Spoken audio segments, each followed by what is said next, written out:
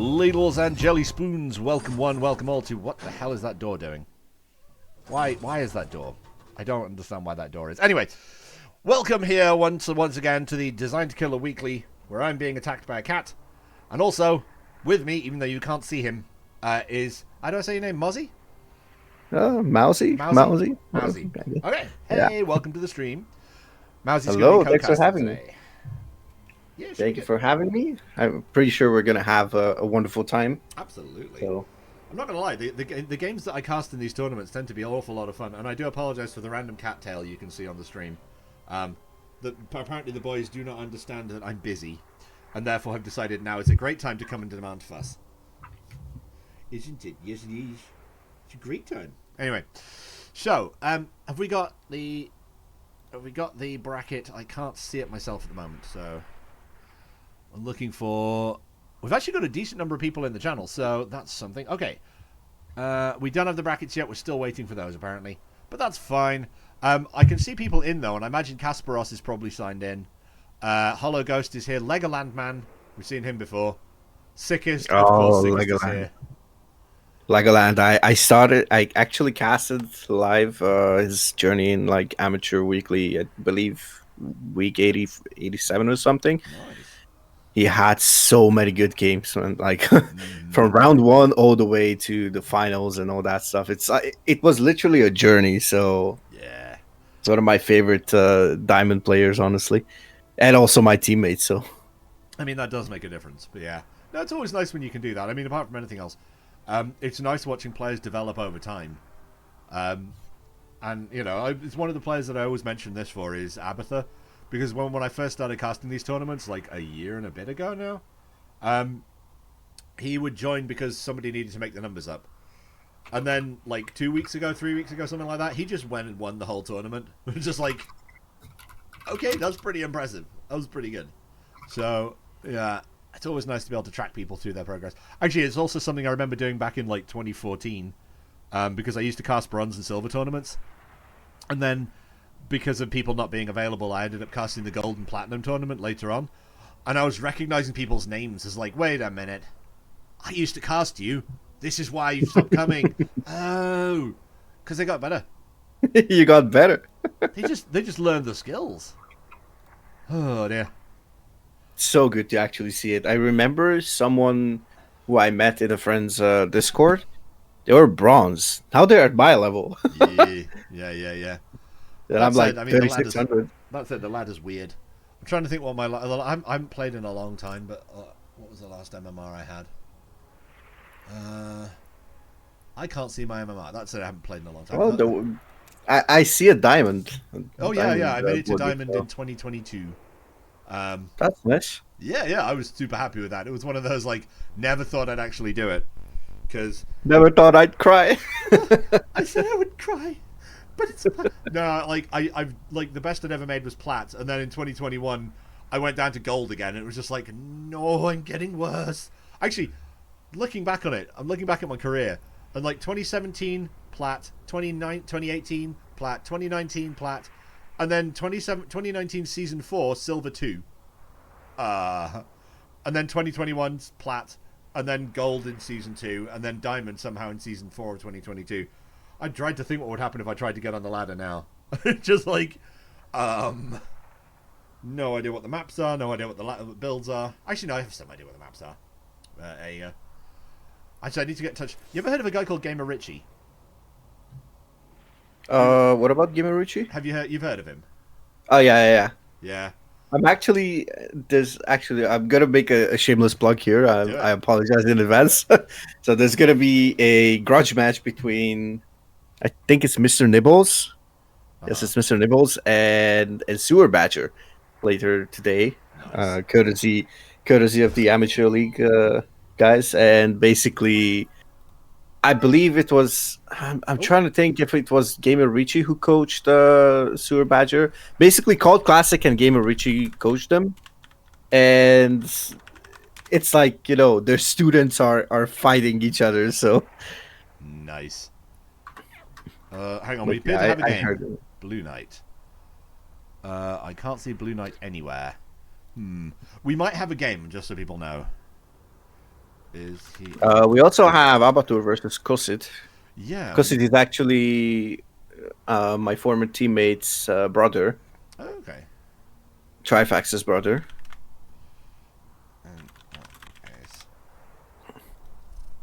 I'll see if this game's still available. Oh, it is. Yep, we're going to cast this one for now, I think. Okay, who's Beast? Beast is a guy who wanted us to cast his game, but okay. He's versus Blue Knight, but BK isn't here.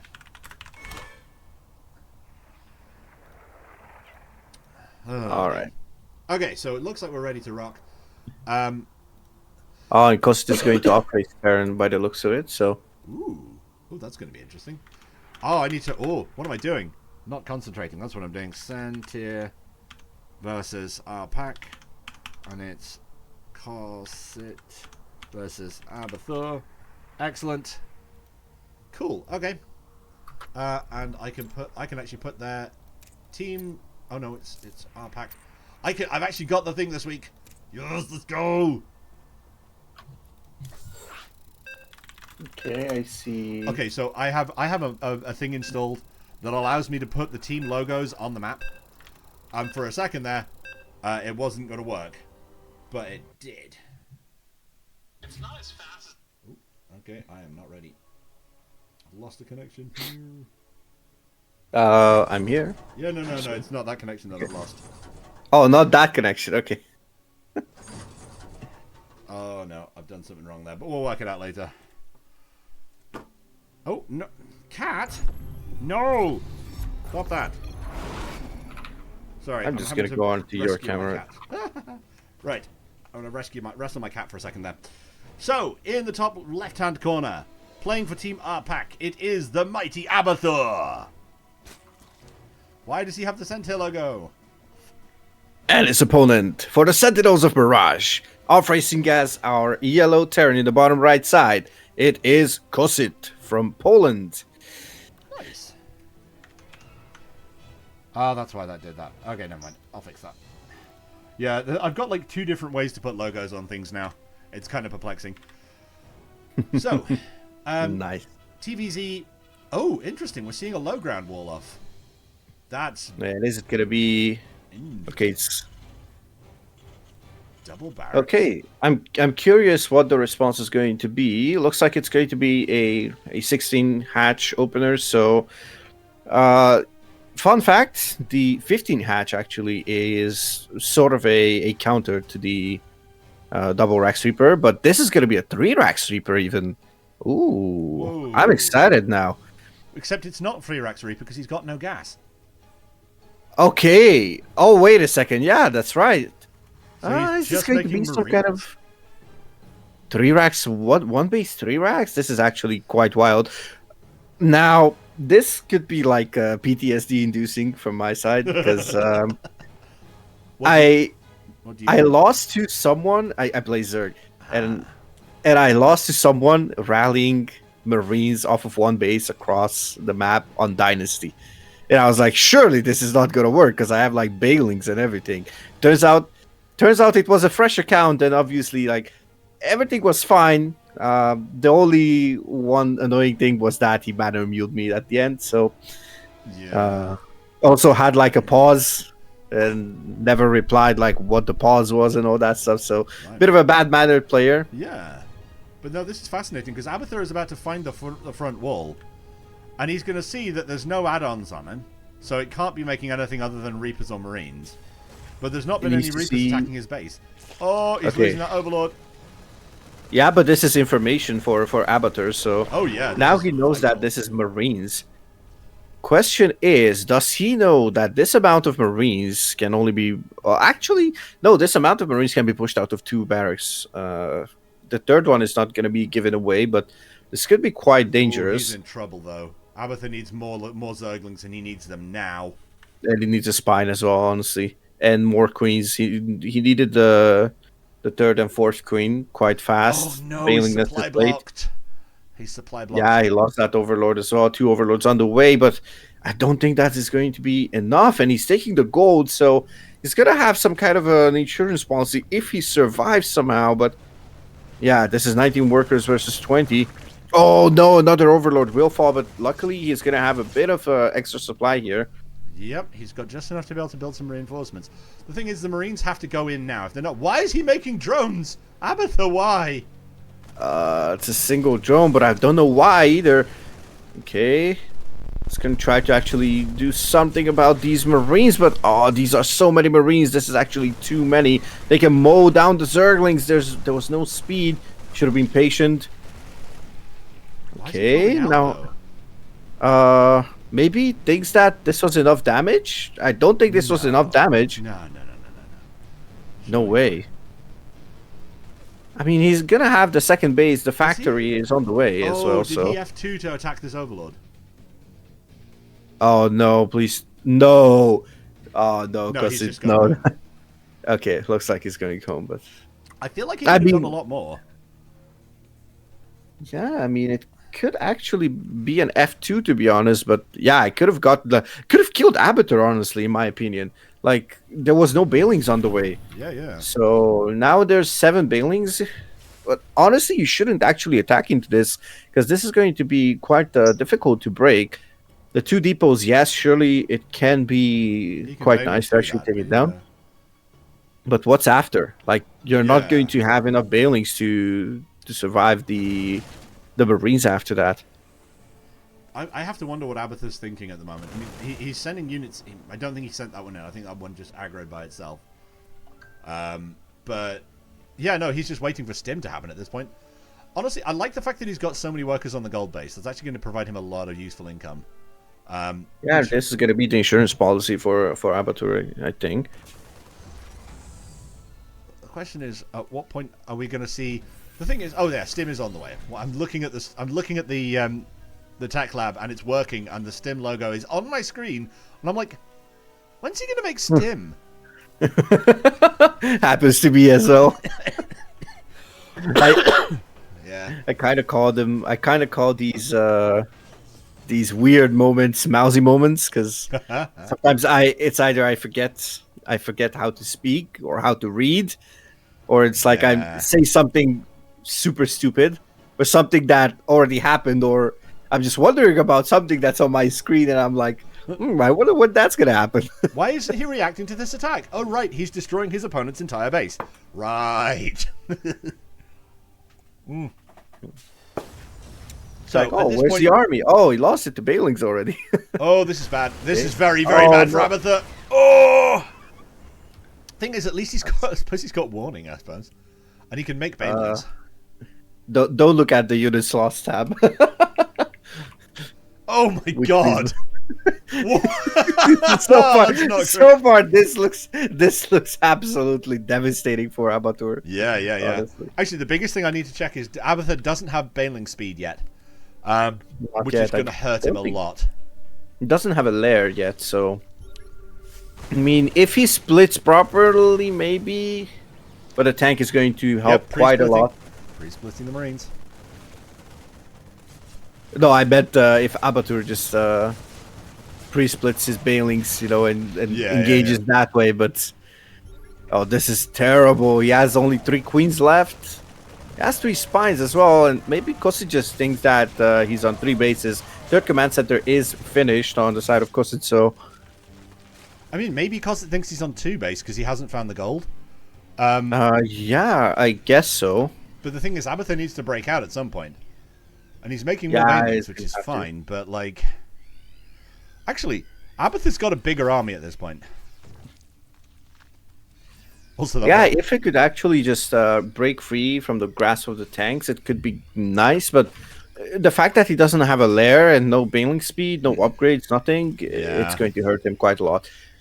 His Stim and Combat Shield are finished, so Marines are not going to be one-shot. Well, I don't think with the -2 damage on the Bailings after that nerf. Yeah, I don't think they one-shot Marines even from without Combat Shield. Tank's going a bit far forward, but okay. Abatha needs to do something though. He can't just sit there and have the shit beaten out of him. I mean, he's patient, and I like that. And he's going to have to make something happen over here. And Kostic is actually rallying everything across. Yeah. The one thing I wouldn't mind, what do we have at the bottom side of the base? We have a couple of Zerglings that could go and just try to snipe a couple of reinforcements, in my opinion. Oh, he's That going. would be He's really, going really in. good. The Zerglings Okay, are rushing in let's to see. try and take things down. The tanks are still there, though. Oh, nice bailing connection so far, but a lot of them are clumped in the center. They should not actually go onto the tank, and it's not doing that. Beautiful stuff here. It's going to break out, and it looks like it is going to be somewhat of a hold. A couple of Marines remain, but the medevac is super, super low on HP, and they're pretty much out of energy by the looks of it, so Spikecrawler is going to help quite a lot. Yeah. Also, So oh my far, god, so what's good, happening on and- the other side of the Yeah. map? You know that thing we Yeah, were talking exactly about what not I seeing? thought. Holy Christ. Exactly what I thought. Basically, Abatur just going in with those links and just sniping a couple of reinforcements and sniping And a bunch of SCVs. He's killed 38 SCVs already. Yeah. Yeah, those will hit the deck as well. Oh, my god. Oh, this is actually beautiful from Abatur, and probably Kossit doesn't leave because he thinks that, basically he has. Oh, okay. Now he realizes. Those Zerglings had to come from somewhere because I never saw a single Zergling leave his base. So it's going to come down. But look at this. This base is already starting to mine out, so that means Abatur just got a lot of value from this base, which is nice. Oh, but he shouldn't actually. Okay, now gets a better surface area. Now he's getting in there. And Cosset And GG's. there it is. That was brutal. Holy. It was a brutal start for Abatur, actually. Yeah. The thing Close is, to 1,000 lost before actually doing anything. that's the thing though, you said he's patient. And my god, it paid off. Goodness me. If I look at workers active, the graph is horrible. Oh, what map was that? That was Golden Aura. Golden Ore, yeah. So what's map I don't number know what 2? the second map is. Post-youth. It's post-youth ladder edition. Now, I'm not sure about post-youth in TVZ, honestly, because I think 2-base is quite strong on post-youth. Mm-hmm. Maybe with the Bane bust? I don't know. I guess we'll see. Let me just see. Cosset. I figure a Bane bust could work, because... Yeah? Well, I mean... I suppose... Now that I think about it, a Bane bus could work because usually people pull the workers towards the second base, right? At least a lot of them. Yeah. So just bringing them forth to actually, I mean, you cannot even repair against Banelings. It's quite dangerous. Mm. You can't really get the surface area to repair. I think I played the map a couple of times. And I think every single time I played it on my Turkey Thursdays, so that means I cheesed with something, so... Yeah, that's alright. Nothing wrong with a bit of cheese. Alright, let's No, get in. people just call me out like, oh, Mousy has his MMR inflated because he's cheesing every single time. And I'm like, yeah, cry me a river, thank you. Hey, it's part of the game. Anyway, let's fix that. Ladles and jelly spoons in the bottom left-hand side. Playing in Pack's red colours. It's Abathur. And I've got his logo right this time. And his opponent trying to come up with some more creative builds. It is the Sentinels and Mirage representative. It is Cosset. I love that. I love that logo, by the way. Yeah, it's actually quite nice. I'm going to say something controversial. It's kind of generic. It's like... Yeah. The only thing I know it from is basically... A lot of people hit me up on Discord with like, oh, I'm a digital artist, I'm a GFX artist, Yeah. you know, I make logos, banners, and whatnot. And some of them actually approach me in a more decent manner, you know? Yeah. Like, they're like, hey, I saw your stream. This is what I do. I believe maybe your style would fit mine. And I'm like, oh, sure, hit me up. Like, yeah, just drop me some of it. And I look at it and it's basically this art style. I'm like, I don't want to be rude, but I'll have to be. And I'm like, look, I don't want to be an asshole, but this is what every single digital artist Oh yeah. puts in front of me. And the So worst part of it is now that AI's become a thing, people can be like, I'm a digital artist. I got ChatGPT to draw this. Or Stable Diffusion or whatever it is. Also, double gas on one barracks from our Terran. Interesting. Are you alright? yeah, I'm not dead yet. Okay. Please continue to not be dead. But yeah, we're seeing a lot of gas coming out from our Terran I was player. drinking tea. And I had to chuckle when you said like ChatGPT just drawing. So I can Imagine first time casting it, you almost kill your co-caster. That's a reputation to have. Why does no one want to cast with you? Well, but yeah, no, the guy's got double gas on one with no factory yet. Cosset's got 180 gas. He could make a factory right now. But he's got massive gas before he got his orbital.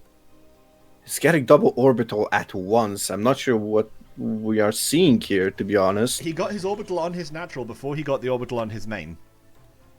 Yeah. And we are seeing a factory, so maybe he's just going to go heavy on the tanks. It happens. I mean, it happens, right? Sometimes you forget about it. I mean, Terran is my weakest race. I know I forget about it 1,000 times. I'm like, why do I have so much money? Whatever. And then I look at my main, I'm like, oh. In the same way that Abathur sent his overlord in, knowing it would die, but has only just started building the overlord that would replace it, so now he's hard supply blocked. And he's doing a laser move like, we're doing accidental throws? No, it doesn't look like accidental. Oh no, this is brilliant! This is absolute genius, and I love every second of it. I love it so much.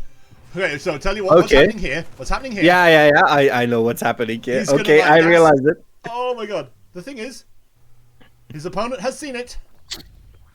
Oh, he can actually deny the drone from mining. Okay, he's going to wall off completely. That is the correct call here from Kosit, so he's going to make it. Oh, but Abathur is... Oh, wait. Is this like even next level? Even more next level?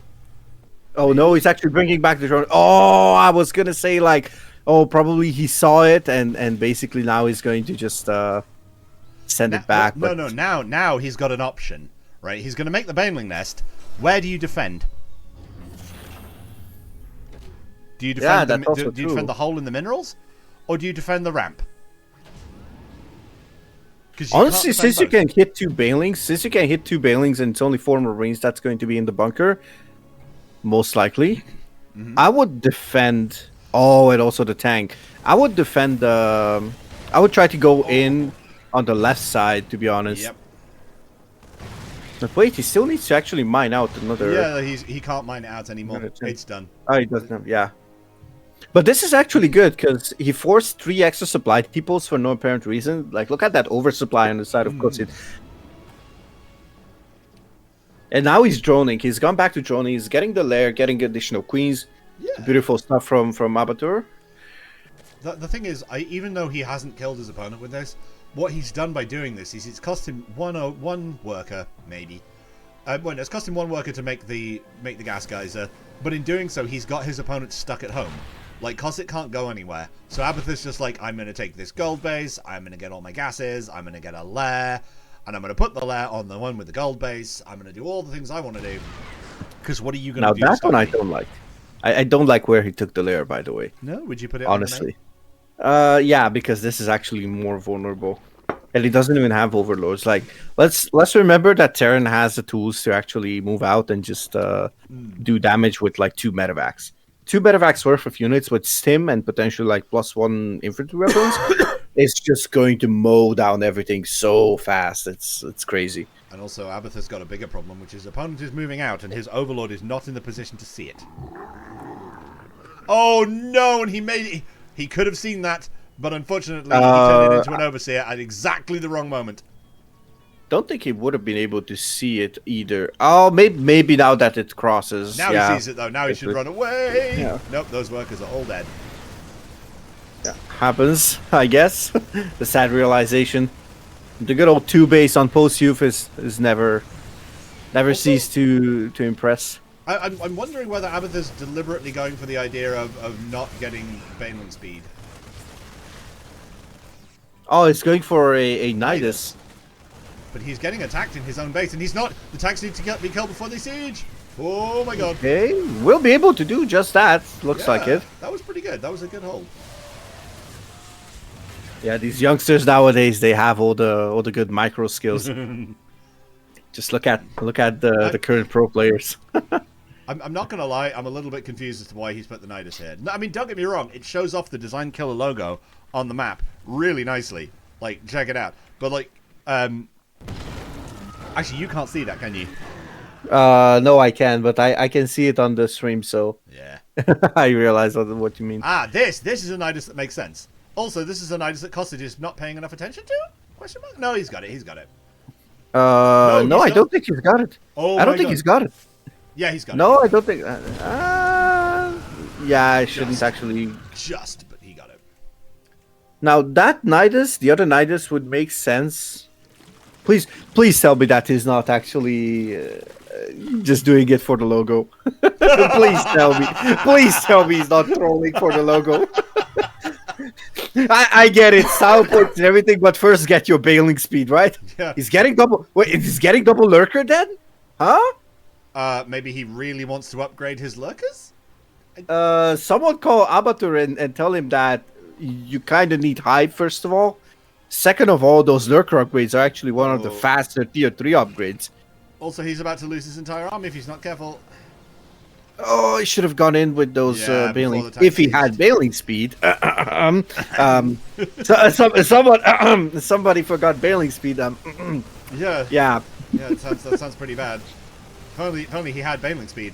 Actually, he's only making one lurker den now, so. If he's already got one. Yeah, I already got one, and he got it at like different times. So yeah, he basically wasn't even about. Yeah. He was like, I need a lurker den. Is my lurker den done? I must not have made it. Oh. Yeah, no, quite correctly cancelling that base, and the fact that he got a cancel off is quite nice. Where the hell's that Nidus? Oh, there it is. There's nothing in it, but you know, it's all good. Honestly, it's either Cosset not caring about it or knowing that it's not. Cosset doesn't know it's there, or doesn't know where it is. He hasn't got vision of it. Cosset's looking at his army at the moment, I think, and just going, oh, yeah. Bailing speed? Does he have bailing speed? And he does. Yeah, he does. He does. Goes in now, he kills everything in this army.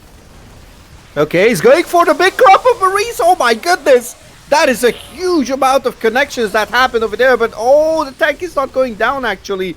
And a lot of Marines actually survived. I'm not sure what happened here. It's going to put that. We're good. Were there that many splits, honestly? Apparently. Oh yeah, apparently. Oh, he couldn't get the tank. Oh, that's so unfortunate. Abathur, GG's. That is super unfortunate. If only there was an upgrade on Lair Tech that you could get that make your bailings roll instead of crawl. I don't know. It doesn't sound like Blizzard would make a game that had that sort of thing. I'm not sure. No, not at all. Not a chance.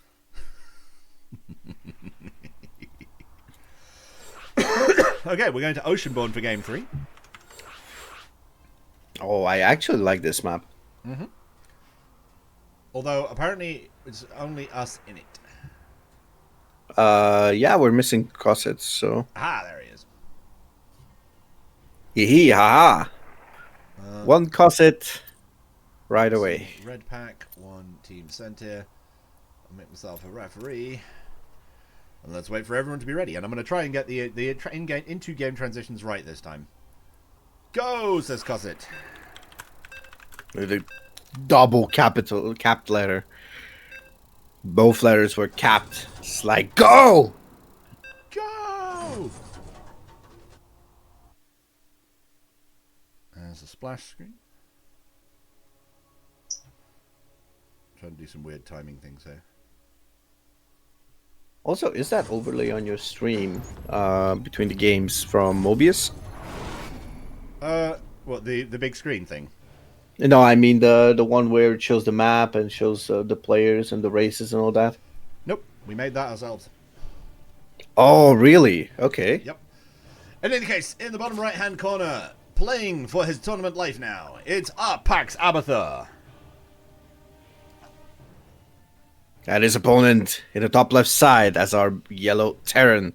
For the Sentinels of Mirage, it is Cosset. Yeah, just for context, the making that splash screen involved learning how to use some bits of OBS that I didn't know existed, because in order to do it, you can't take the same screen and crop it in 2 different ways. So I had to have 3 different versions of the same screen in 2 different groups and crop the groups right so that I could get the names to match up.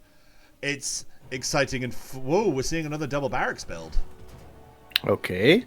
I have to admit, I'm surprised. Let's see if it's going to be a third Rax as well. Okay, there it is. Yeah, this is the same build he did in the first game. Well, we saw how it went. This time around, though, there's not going to be a gold base to retreat to. True. The thing is, if Abathur sees this again, I'm expecting him to put down the Baneling Nest a lot faster. Yeah, I believe so as well. That or he gets at least like 2 more queens and all that stuff. So.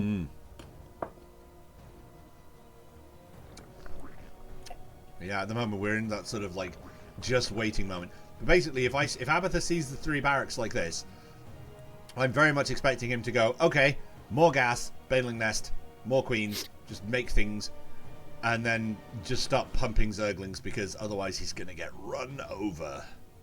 Yeah, just go up to like 25 workers, put like 6 on gas. Yeah. That, like, get another gas, get a Baneling Nest, and you can worry about the lair and all that stuff later. Also, getting another supply, and he's got enough supply that this doesn't supply block him. Yeah, that's great. And this time around, he has the Overlord in time, so. Yep. But it means that he's got his speed on the way. He needs to get the Baneling Nest up soon as hell. But I mean, against the 4 or 5 Marines that are coming now, I don't think he needs Banelings. I think he just needs enough Zerglings that will to hold it. I think he's got that. Or do you think he could have that? Yeah, I think he's gonna have it. Okay, so the one thing I actually don't like here is that he's not going for extra drones, but obviously he's gonna see that we're here. Did he make enough Zerglings? He has 8 Zerglings and the 2 queens, and this is going to be a very decent hold in my opinion, because he's going to have all of it, like yeah, all he should have enough. Hold. Yeah, I think if he goes in now, he should be okay. But he needs to go in with everything at the same time. Okay, he is going to be supply blocked once again, and this is a painful one, because this one is actually not even going to... What are you doing? What is he doing? Yeah, it's actually... okay. He has to attack! Oh my god! Sorry, I just had that moment of his queens were attacking and his lings were running away, and it's like, yeah, why? two control groups. Go! The thing is, again, we've just seen the push in, and again we're seeing Cosset pulled back. Oh, and Abathur's retreated to a different base this time. Yeah, it's kind of interesting that Cosset just... I tried to like figure out what basically the thought process was behind that. But I think the only thought process that I see logical is that 330 was approaching, and that means link speed will kick in. But Abathur needs to stop microing and do macro stuff. That said, he is spending his money. What am I talking about? Yeah, he's actually spending his money, and he's getting a couple of links, couple of drones. I think he should just double down. He'd leave a couple of links there. And just have a link at 12 o'clock. Have a link at the Terran third base. Have one below the natural. Yep. So you actually see if he's moving. Like, just put those 4 lanes of patrol. You know, one at the bottom of that ramp, basically.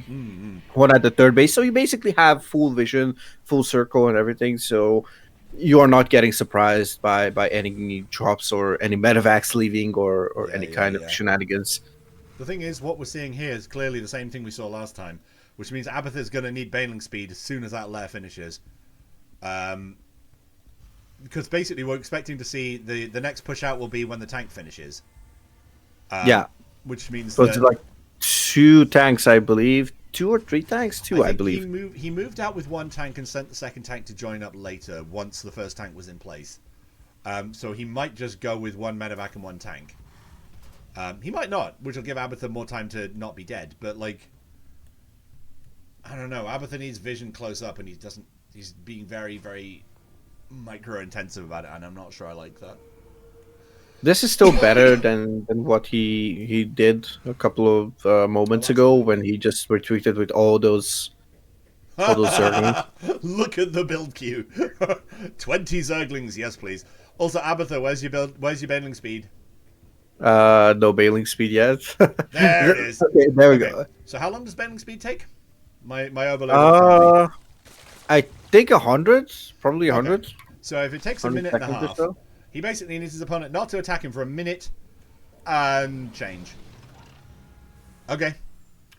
The thing is, that Zergling will stop it. Will see any attacks that come out of the front door, which, if they're that big, he will see. Oh wait, 71 seconds only. 71 seconds. Oh, okay. In that case, he just needs 40 seconds of grace, and he will have bailing speed by the time the attack comes in. Actually, something else that would be nice if Abatha could get the creep highway connecting his 4th to his 3rd. The 3rd will actually help connecting that. So yeah. I guess he just needs to spread it once. Yeah, it should be. Like that active tumor. The attack is coming, and Abatha has no clue because he sacrificed that 1 ling for no reason at all. Tisk, tisk, Abatha, tisk, tisk. How many bailings does he have? How many bailings? Okay, he's gonna send that. 18 bailings and 2 more finishing up. 20 more lings. Bailing speed is going to kick in. 3, 2, 1. He gets it. He needs to split. I should have split his army, I believe. Okay, now he's doing it. Yeah.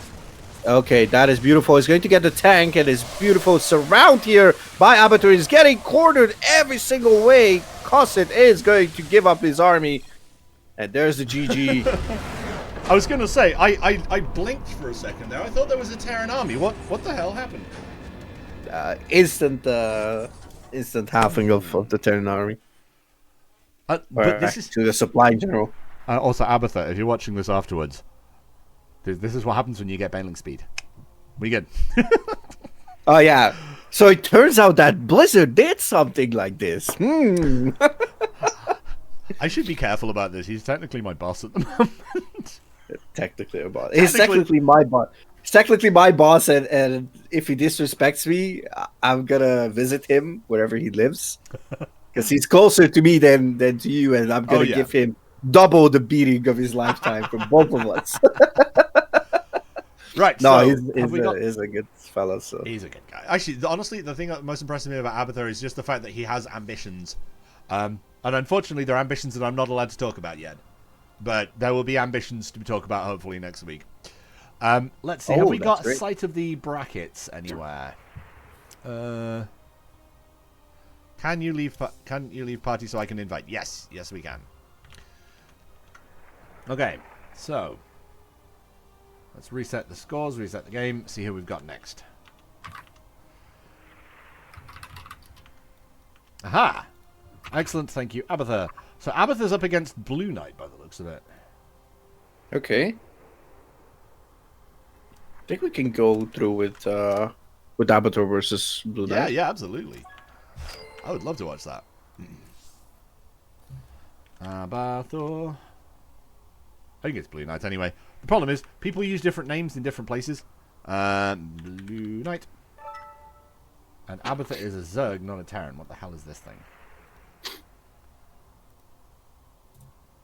Yes, yeah, I also love it when it's like, I'm looking at the bracket and I'm like, okay, this name doesn't match up with anything in-game.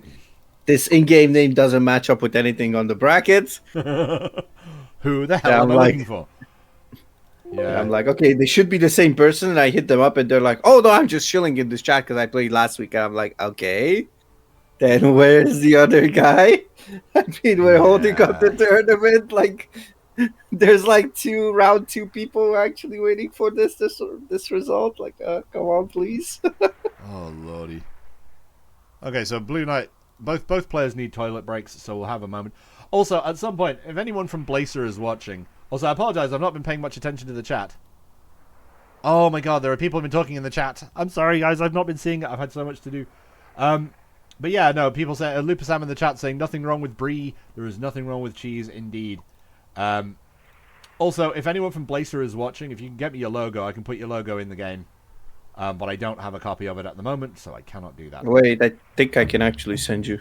Yeah, don't worry about it for now. Basically, in order to do this, I would need to download the logo, go into the StarCraft editor, add it into a folder, open the contents of that folder in the StarCraft editor, and save that as a mod file, and then copy that mod file onto a thing. It's not happening for this map. That's basically what I'm saying. It's not happening for this map. But if I can get a copy of it, if you can send it to me, then I will absolutely put the Blazer logo in for next week. We've got some vetoes coming in. Abatha banned Dynasty, because apparently nobody likes that map, and Ghost River is also gone. Post Youth is now gone, because apparently Abatha doesn't want to play on it again. Because we just played on that and he lost, so maybe he's just like, I hate this map. I also hate that map. Everybody and their mother hates that map. Except Terrence, I think. Maybe Terrence don't. So maybe I don't hate that map. I have nothing wrong with it when I'm an observer or a caster on that map. Yeah. Let me just put it that way. Yeah, that's fair. The gold base is always fun. Golden Aura is gone. So what do we have left? We've got Alcyon, Amphion, Crimson Court, and Site Delta. We are going to see at least one new map this time. The question is, which one's it going to be? I love that you also say... prediction starts. Alcyon. Yeah. But I heard people say it at least in like 5 different ways. Yeah. Well, I'm using the fact that there's a word Halcyon, which is basically that word, I think, with the letter H on the front. So I'm just using that one. Golden Aura's gone. I'm just waiting for the last 2 vetoes. And once we get those, we can get into what's actually being picked. Oh, there's 2 maps left. Okay, there's 5 maps left. What have we got? We've got Alcyon, Amphion, Crimson Court, Oceanborn, and Site Delta. Site Delta is gone. So... might not have the Blazer logo anymore. Ooh, what's the prediction? The prediction is who will win the best of 3, Abatha or Blue Knight? And there has been some voting on that already. Oh my god, Abatha saying maybe you want to put some points on your side? And Blue Knight's like, nah, I don't want to go poor. Lol. You know what? Like, that's something that could be fun to do. Have a sort of a, what's the word? A betting match where you bet on yourself to win. Actually, I'll tell you what, something else I had for a while. Back in the day, there was the concept of the grudge match, which is basically if you had someone you wanted to play against, and you guys play all the time, you could have a grudge match where we would give you, like, essentially an exhibition match, but we call it a grudge match just because it's fun. I might suggest that to Abatha. Anyway. Also, actually, nope. Not talking about the things that we're not allowed to talk about yet. Halcyon Dreams of Babylon, says Lupusam. You are not wrong. That is exactly where that word comes from. Okay, Blue Knight's just looking at the map pool going, what the hell do I even veto at this point? Oh, man. I'm drinking what's left of a hot drink. I know you know about this already, Ben. I had a fun experience with this hot drink on the way up the stairs because I fell over and spilled half of it on myself. Dynasty already banned. So Blue Knight's just tried to ban Dynasty again because apparently he really hates that map. Oh, then... banning it 2 times. It's like crazy. Post Youth. Also banned.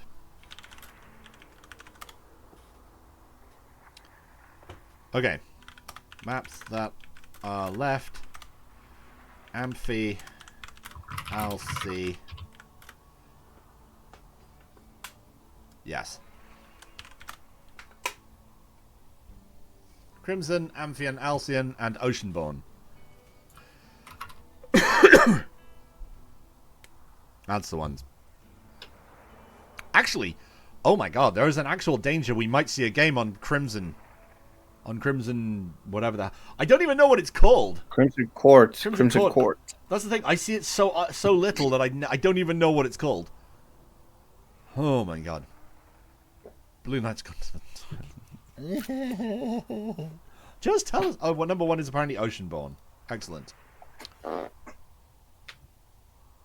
Number 2 is Alcyon. Oh yeah, regarding that map's name, people started calling it Alcyon, Alcyon with a different accent, Alcyone, Alcyone, Alcyon, Alcy1. There's at least 5-6 versions of it, and every single person I cast with or I talk about the map with, they're like, oh, I just call it this, and I'm like, okay. Yeah. Another one. Look, it's just gonna be the map with all the pronunciations. We're gonna find as many ways of saying this as we can. Oh dear. Exactly. Oh, by the way, I just need to message someone in chat. Lupus Sam, are we on this evening? There may be role playing games. Just need to check. And now I wait a minute to find out whether he responds to that. Oh, we have a minute delay. Yes. 1 is Ocean, 2 is LC, so 3 is Crimson Court. 3 is... 10 on the long bet. 11k on Abatur. Abatur and like... Yeah, well, I mean, the thing is, Abathur's been on good form recently, so... I don't know, it'd be interesting to see who made those things, who made those predictions. I'm curious. So... Actually, the best thing about it is, because Abathur created the thing, he can't vote on himself, I don't think. Lupus Sam actually voted 10 points on Blue Knight. On Blue Knight. Yep. Imagine if he wins. Lupus Sam's gonna get the points. Okay, so Abathur is now ready. We're just waiting for Blue Knight to come back from whatever toilet break he is on, and then we'll get straight in. Oh, Sickest is streaming as well.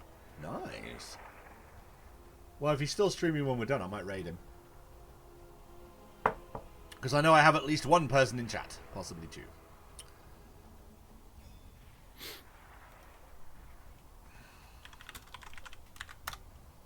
He's calling himself the Terran Martyr. Okay. But he also has the winner's POV in there, so those two kind of contradict each other, no? Yeah, a little bit. If he wins, it means he never dies in a series. So yeah, you can't be a martyr and win. Yeah. And Abathur is simulating a bailing bust in the chat. Apparently.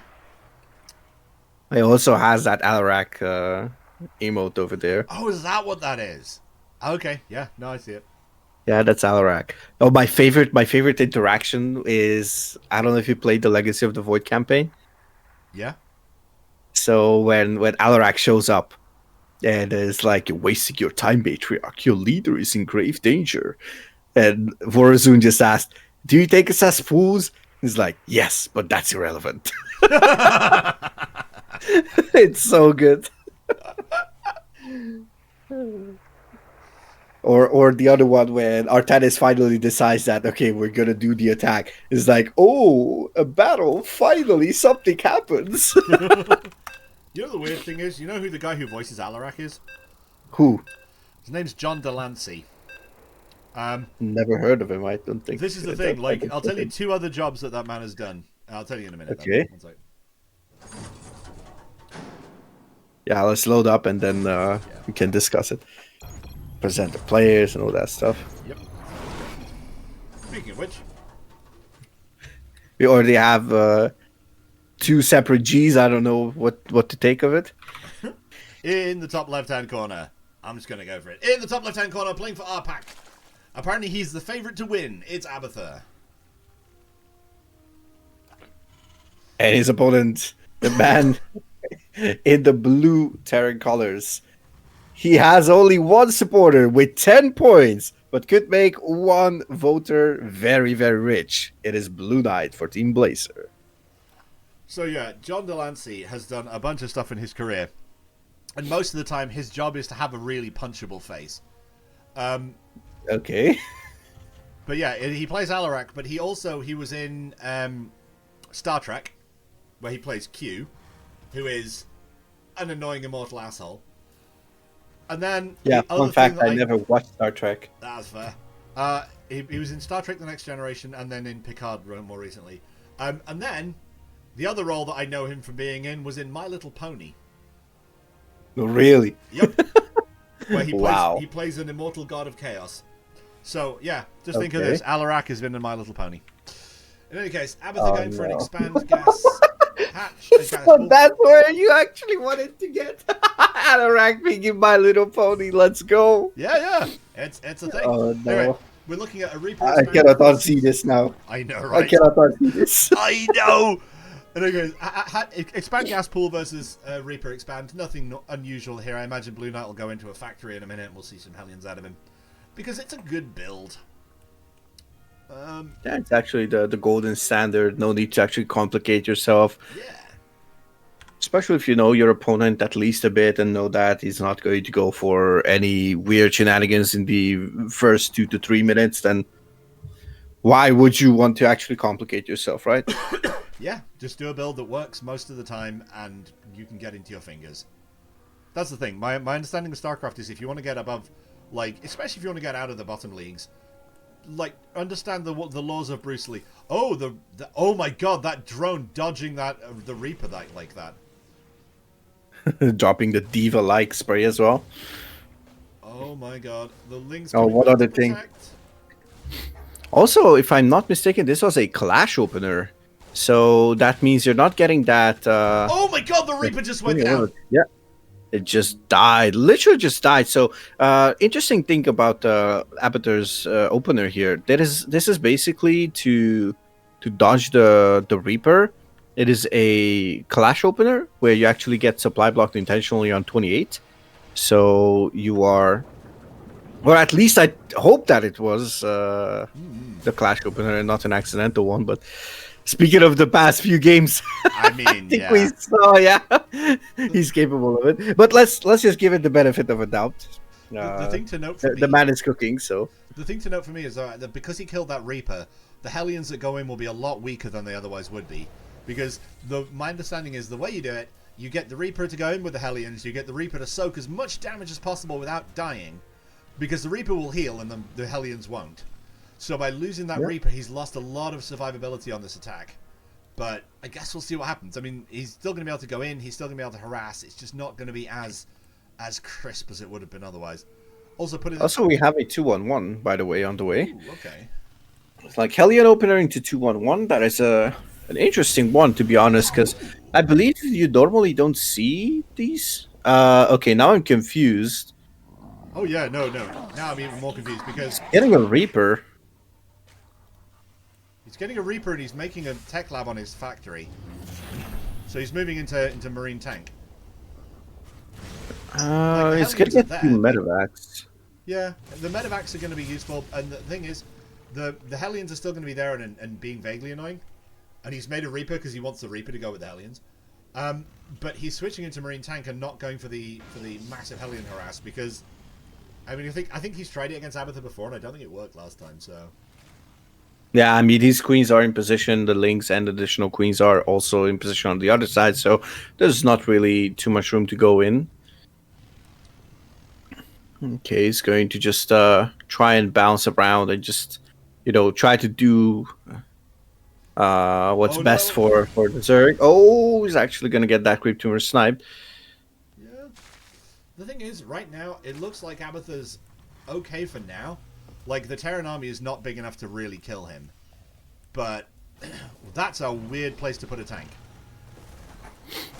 This whole build is weird, honestly. Let's be honest on that one. This whole build is weird. Fair. So, you could have the 2 medevacs going out already, and you could have 16 Marines. Probably it's going to be with like 1 or 2 tanks, I guess.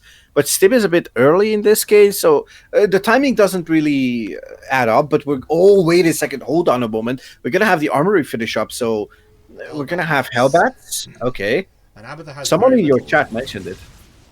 Yeah. Someone in your chat mentioned that Hellbats exist. Yeah.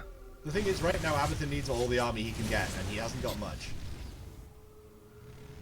Okay. Oh, that tank is visible. Yeah, but he's getting the protection for it. Yeah, there's nothing too much that Abathur can do here for now, I believe. He's gonna have 3 buildings morphing, but yeah, 13 links is not going to be enough. 22 will pop soon, and they're not going to pop at once, so it is going to be quite painful. But looks like he's going to clean up this whole thing. Blue Knight is going to pick up. Problem is, you didn't have the 60 Marines. You didn't have. You had a couple of Hellbats. You had a couple of tanks. You had a bit of everything. I felt like this build wanted to be everything at once and achieved none of the goals that Blue Knight actually wanted to achieve. Actually, interesting. He's putting another factory and a couple of barracks up, so this is going to be a build into the future. But right now, the most important thing for Blue Knight is getting that third in place because he needs to start mining it. Abathur is currently even as he puts that down, Abathur's still a base ahead. So I don't know. Yeah. So there was this thing in 2023 when Oliveira was playing at Katowice. He was always getting a second factory before the 4th base, but this is quite early for a second factory, honestly. Not sure if you can actually provide enough gas for that. My understanding is, like, you can get, I think it's 5 production or upgrade buildings per base. So theoretically he could do it on 3, but I don't know. He's got 2 though. He's also getting libs. 8, 9, 10. Yeah. Libs also cost quite a lot, so this is quite a confusing game from Blue Knight so far. Is going out with single medevac, but it's going to go on creep. And the queens are going to be just in position. If it goes any further. I barely doesn't see it. Yeah, more Bailings and Hydra's on the way, so... also, I saw the Lurker Dam being put down, so it's going to finish just now. It's going to have a couple of Lurkers as well. Hydra's already popping, so yeah, kind of a healthy composition and economy for Abathur. He hit that magical 85 that every single Zerg dreams about. And if you don't lose economy after that, you can maybe go up to like 90, 95. Or the one thing I saw versus the Nameless King that Abathur played the game. He submitted it as a roast my loss replay. That sounds like an amazing thing. That's a redeemable on my stream. So that's so I actually roasted him for going up to like 115 workers. I'm like, imagine you play Lurker, Hydra Lurker that costs a lot of supply, and you're banking on like what 85 supply worth of units, and you don't even trade them out. You just literally go and let your army die instantly. Yikes. Also, I like what Blue Knight's trying to do by just sort of poking and prodding on different sides. The Lurkers, however, will shut down any attempts he makes at the bases themselves. Double stim. Ugh. Yeah, happens to the best, I guess. Oh my god, how are there no Hydras in that ball of units? Oh, and Abathur going for a Nidus. Once again. I mean, the thing is, he's this time around it's going to be better. Thing is it though? I mean, he's attacking into a base that has a tank on it. Okay, he should try to put it in. Okay, mines. Interesting. Oh, he's going to take down the Overseer. The mine takes down the Overseer. Okay. Yeah, Liberator will clean up that Lurker. What do we have in that? Lurkers. Okay, Lurkers in that Nidus I Swarm. think he meant to pull out. There's like 6 Lurkers in there. I think he meant to pull out more Lurkers than he actually did. But they pulled out a single Lurker, I think. Yep. Just the one. Also, yet again, we are shown exactly why having creep everywhere is so good. Yeah. Also, on the fact that it was a single Lurker, it's like, so he pulled out the Lurker, pulled out Lurker, and Lurkers, you mean? No, Lurker, a single one, just a single one. Oh, okay. So the mine drop is heading out towards the south of the map, so potentially going to drop into that fresh fit base. Gonna try to out multitask Abathur. I mean, honestly, it's not going to be easy. It's a valid strat though. Like the idea that you would have, oh, the Liberator's also getting shot down. Just play like Clem, guys. Just play like Clem. It's easy. Just play like Maru. Play like Clem. Is that base going Don't down? play like here. Oh my god! Okay, he's going to blow up that thing. That's something I would do, honestly. Once again, another Nidus.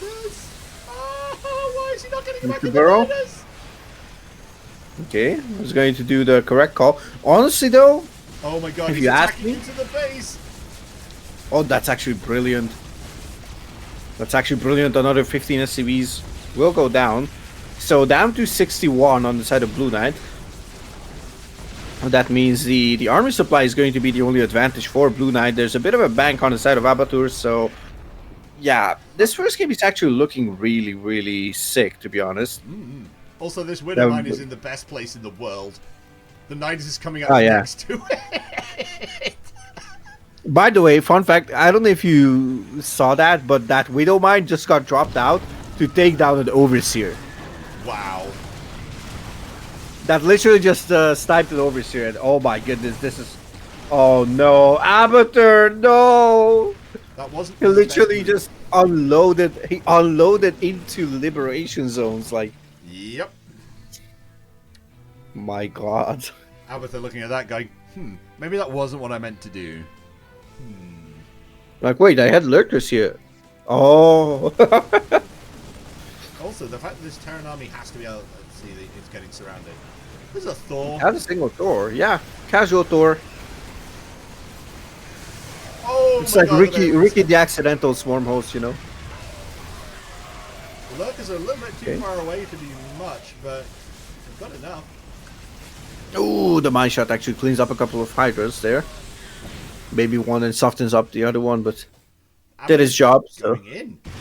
Okay, he's counter-attacking. I kind of like this. Let's see what Blue Knight's reaction is going to be. He's going to go deep into creep. Does Abathur have anything at home to actually defend with? He's making hydras. He has 2 Niduses. The man is sick. The man is psychotic, honestly. Like, getting 2 Niduses, like, literally in the middle of nowhere. It's like... I don't know. He's also attacking into the main like he doesn't care. Yeah, it's quite wild, honestly, because he didn't burrow the lurkers until, like, very late, so... So many workers have died, my god.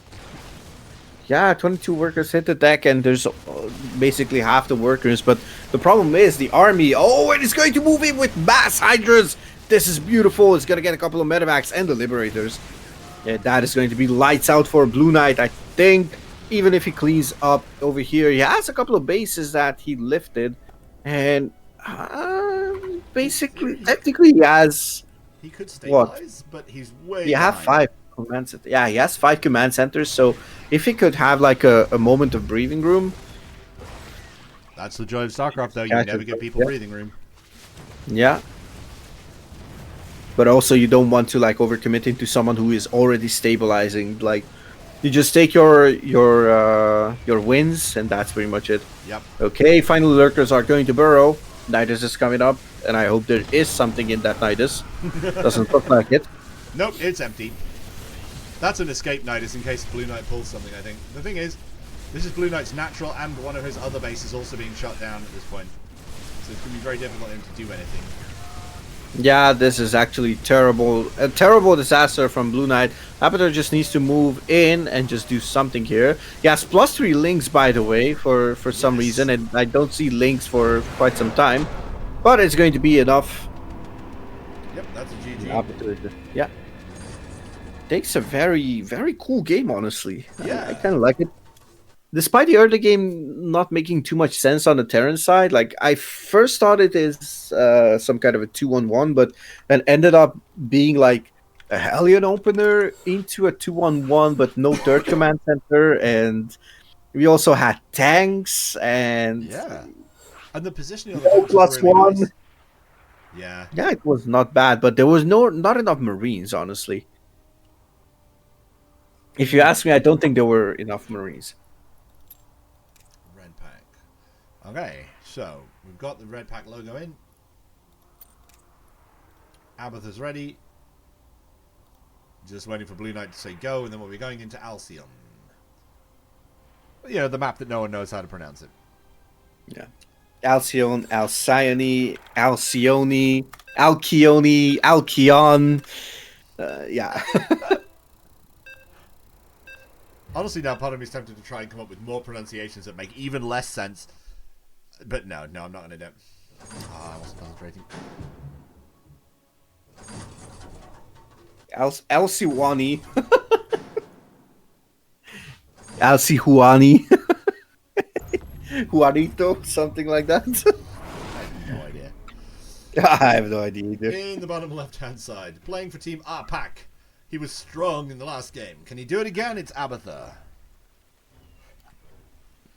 And his opponent backs against the wall for Team Blazer. Can he come back and force a game 3? It is Blue Knight. That's good. That's some good introduction skills. We are getting that. So, again, we're probably going to see the same sort of opening as we did last time. These are fairly standard players. So, Hatch Gas Pool for Abathur probably, and then... Actually, it'll be interesting to see what Blue Knight does differently in the next game. Because yeah, I'm also curious.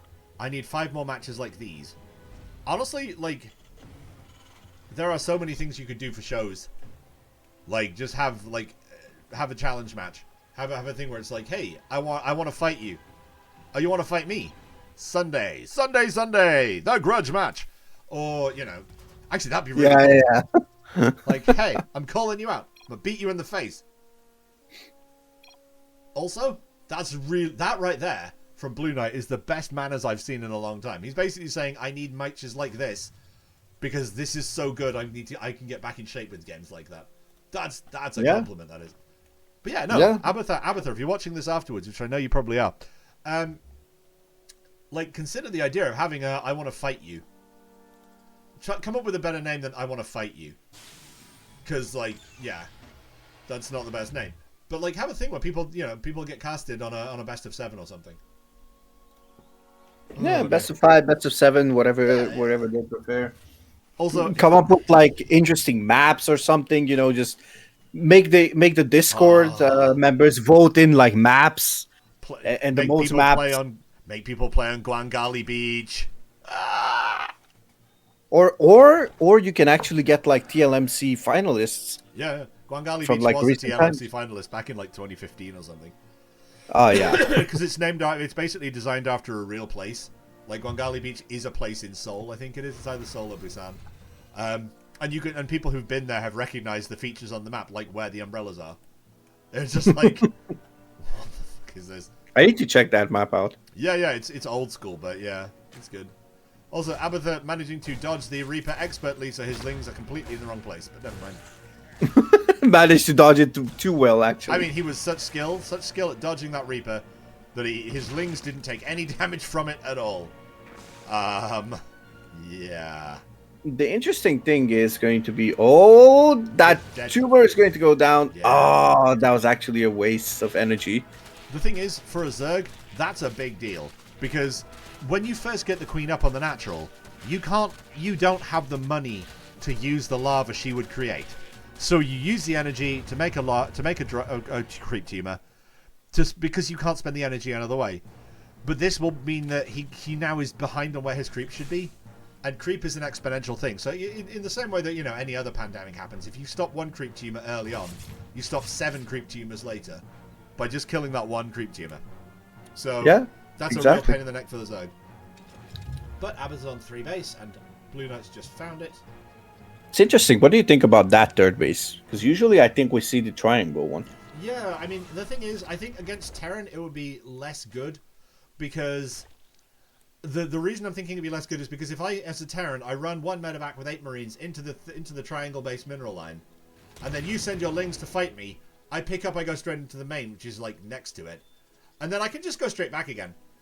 And yeah, but that's how you actually test the Zerg skills. I mean, if the Zerg is F2ing, then sure, it's not going to work. But usually, you gotta, versus every turn, in my opinion, you gotta learn to use at least 2 control groups of units, because it's getting quite hectic. It's like above diamond. Like, these guys are even higher MMR than I am, and even myself at like 3.6, 3.7 is my peak MMR.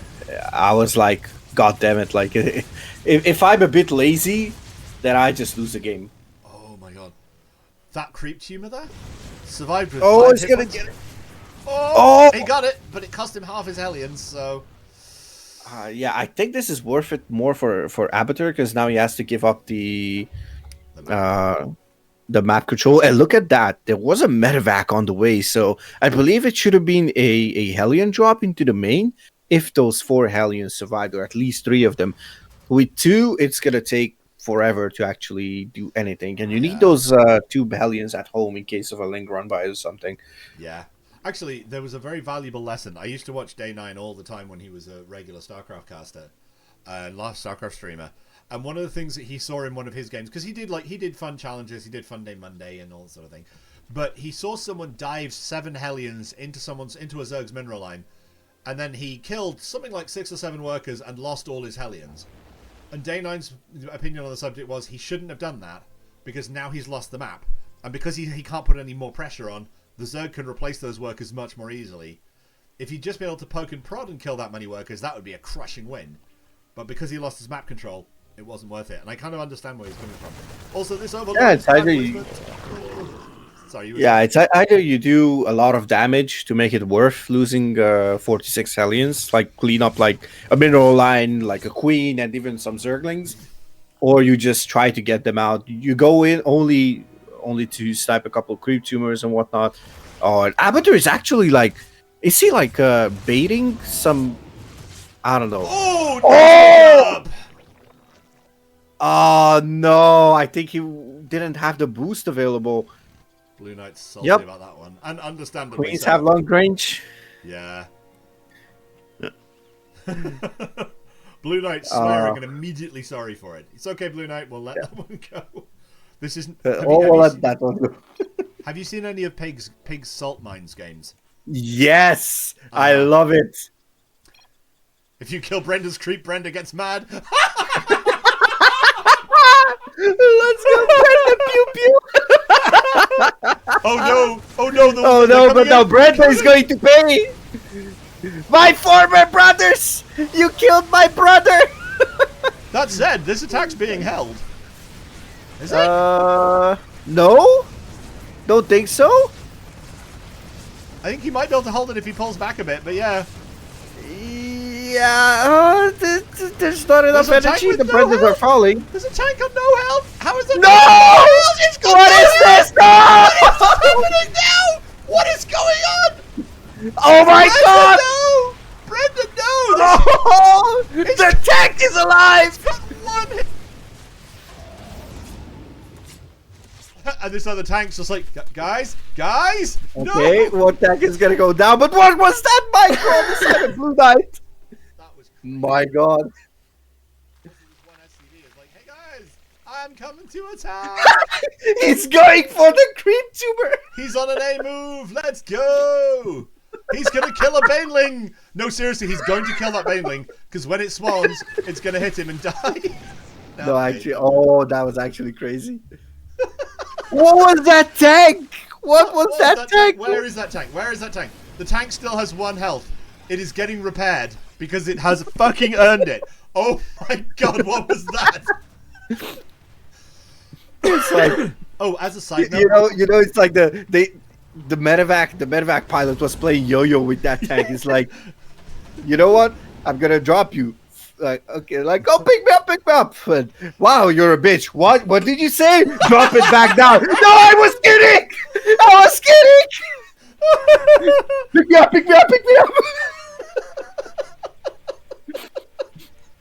Like, get me back into the fight, Chief. No, I was kidding. No, just pick me up. Help me. Oh, that was so good. Okay, so highlight of the day so far. Oh, absolutely. That drop micro was fucking amazing.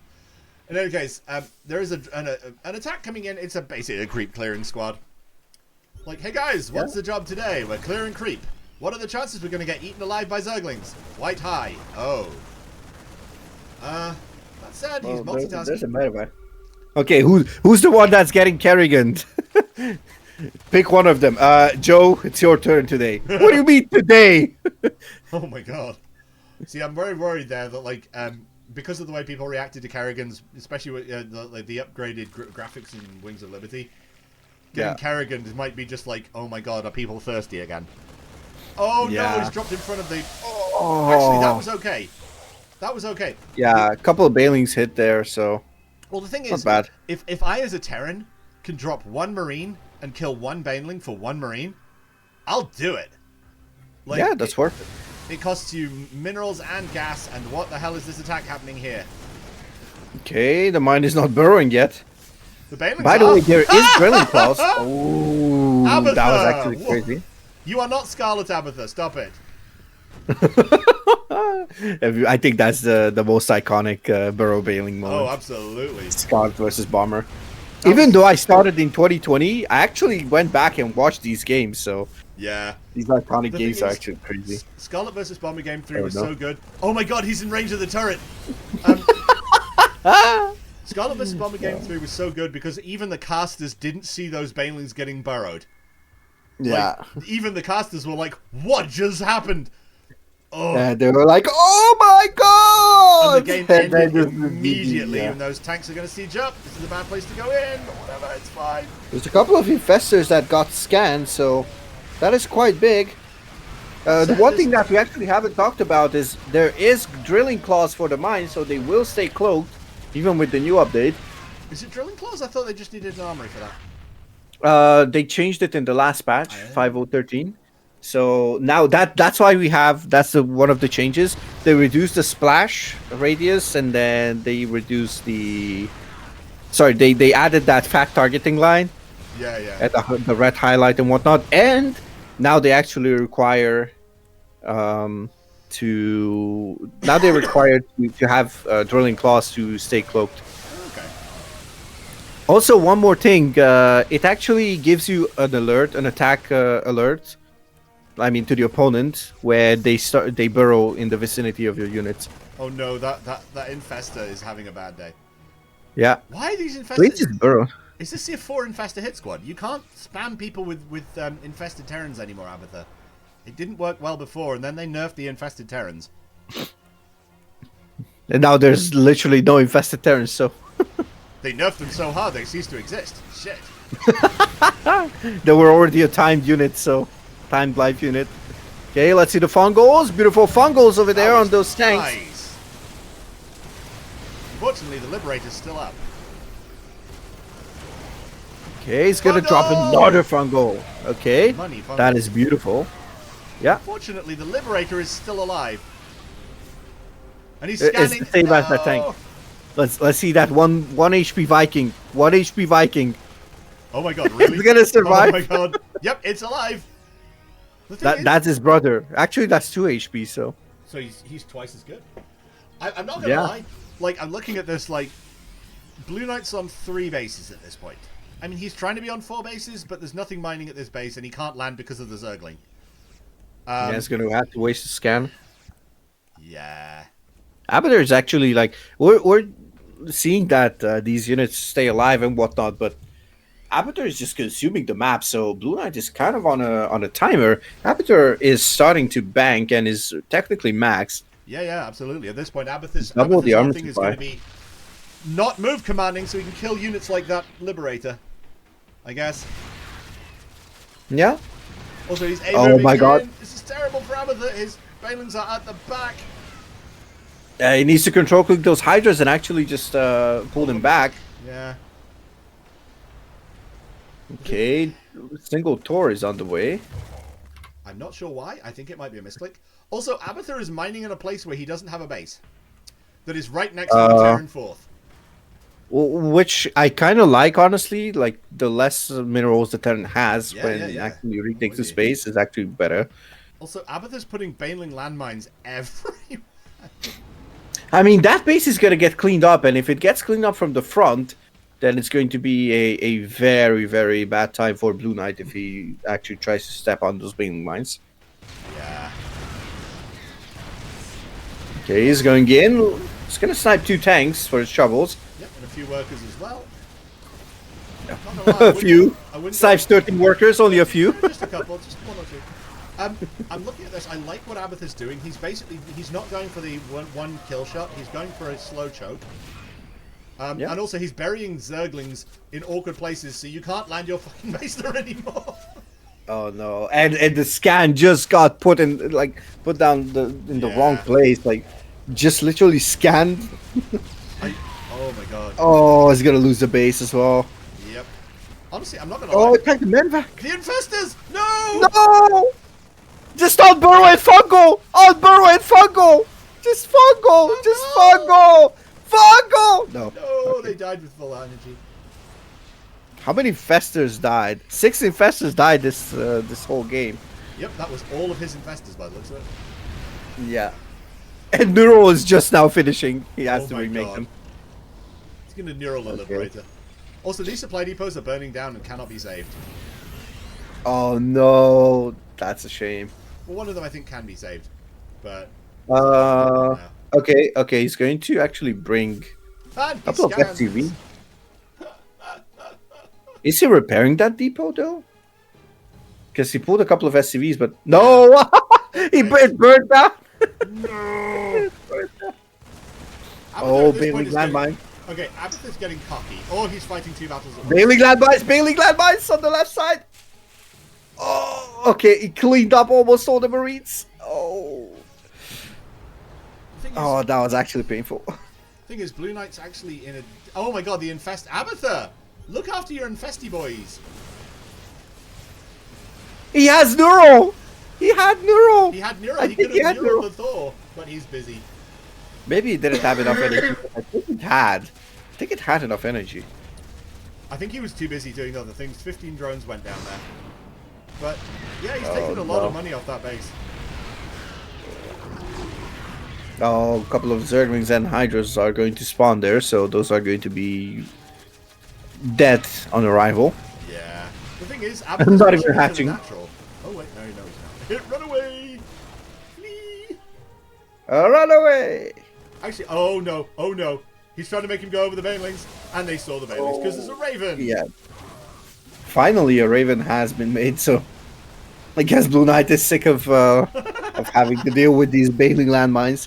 And also, he's having to do it again because there's still a Baneling under that base. Oh no, I think I saw a low HP medevac pick up a Thor. I'm not even sure, but looks like it's going to actually put the SCVs and get back. Okay. Not sure what happened there. Blue Knight's going to go in. I think he's going in for a desperation push at this point. One HP medevac just bringing the Thor. Please tell me he's going to get sniped. I don't know. It could happen. Thing is, this base is going to go down, and the amount of damage the Terran is... Weirdly, the Terran's doing more damage to his attack than the Zerg is. Yeah, it's crazy. The Zerg is counter-attacking, but let's see if it's going to be enough or not. It's a lot of Hydras, honestly. Oh, and that's a lot of SCVs. He needs to actually target down those SCVs. It's going to do just that. It's going to target down the command center, but that's not going to be enough, I think. It's going to go back into the natural, but there's a couple of tanks on the high ground, so this could be quite good for Blue Knight, honestly. Yeah, it's looking pretty nice. Abathur's getting pushed back, but I don't know. It's technically all in. It's technically all in. He has... What? Abathur has way too many Overlords here. He lost a couple already, and... Oh my god, 111 Hydras went down.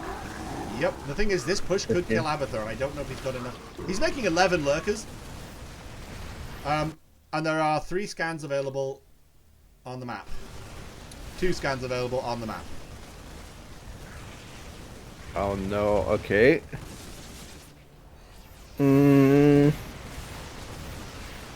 Yeah, that one base actually needs to, that orbital command needs to actually get back home and land somehow, because it might have a couple of scans in there. Yep. This is looking quite nice for Abathur at this point. Yeah. I mean, Blue Knight is just scanning and scanning and scanning, but okay, he's gonna have how many scans? 1 scan in the main, and has 3 scans in the natural. Go after the natural. If you can kill the natural off, the Lurkers become incredible. Yeah, that's gonna be a single scan, down to single scan in that case. Okay, it's going to just literally explode that.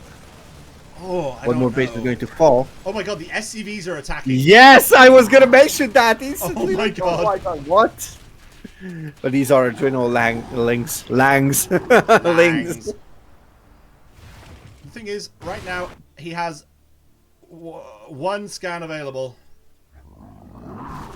Okay, where do you use that one scan? How do you use that one It scan? has to be over these lurkers, I guess, but like, I don't know. How do you push into this? Like, there's no way you can actually push into this. I mean, he's going to try and force the unburrow. It's gonna go up into the natural. Don't sacrifice the queens! The problem is, got Abatur has nothing else. 21 workers, But he can't but he's not mine with mining anything. anything. Yeah, he's got no mining. I think Blue Knight wins this. Unless Abatha brings his rest of his army home somehow and gets past these tanks. Yeah, could be the case. But I mean, he cannot really drop out here. He's asking for a draw.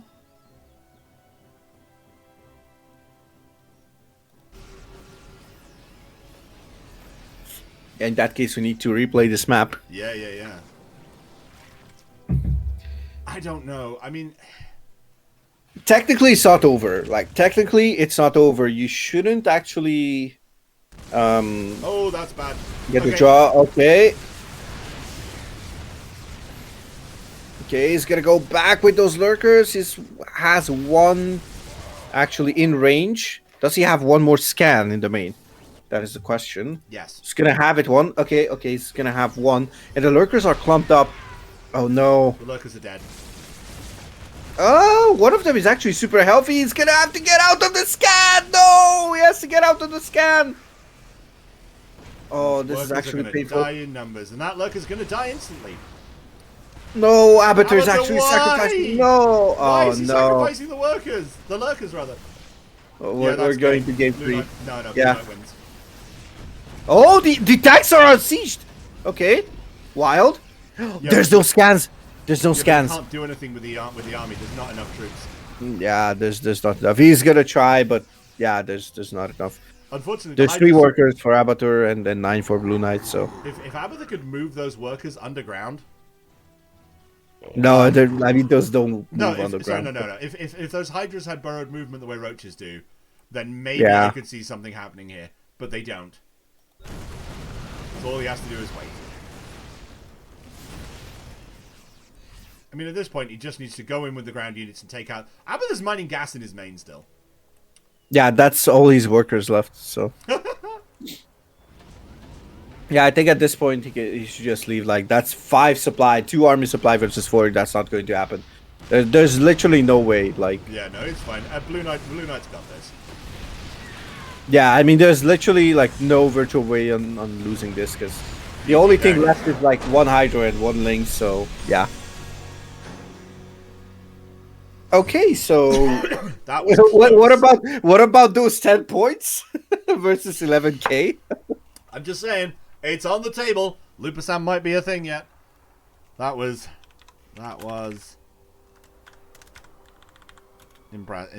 crazy.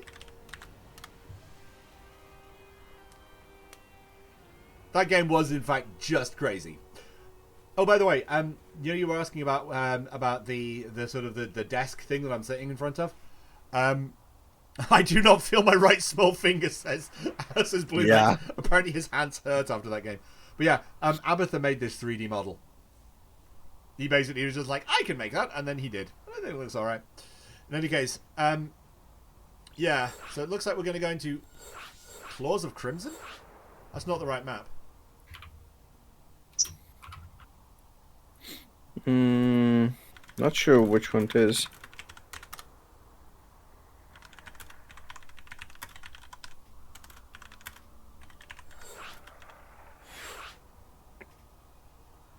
No, wait. No. Crimson Court, not Claws of Crimson. Yeah.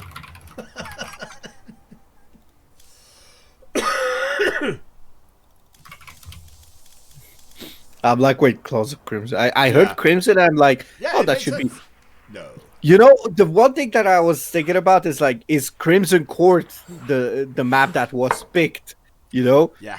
I was thinking on that side of things, not like the name itself. I wasn't paying that much attention subconsciously. By the way, Legoland M in the chat saying, how the hell did he win that? I have no idea, but he did. So we He cannot just count pulled him out. out the rabbit off his ass. Yeah.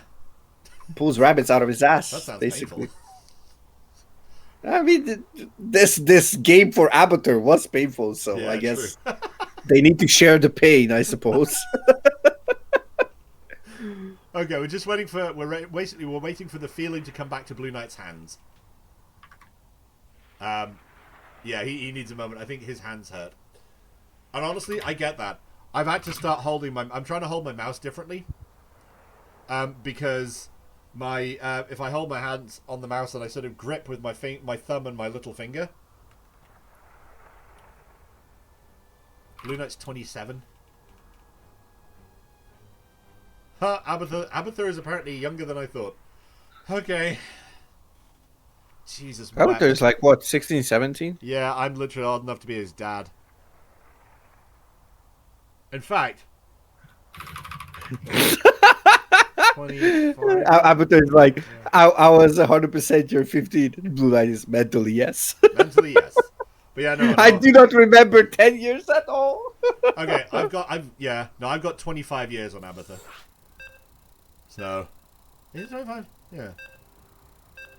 Yeah, I'm 25 years older than Abathur, I think. But let's get into the map before I get depressed about being old. You know, I always have a saying, like, you're as old as you feel, so. Yeah. See, that's why I feel like I'm 267 years old, so.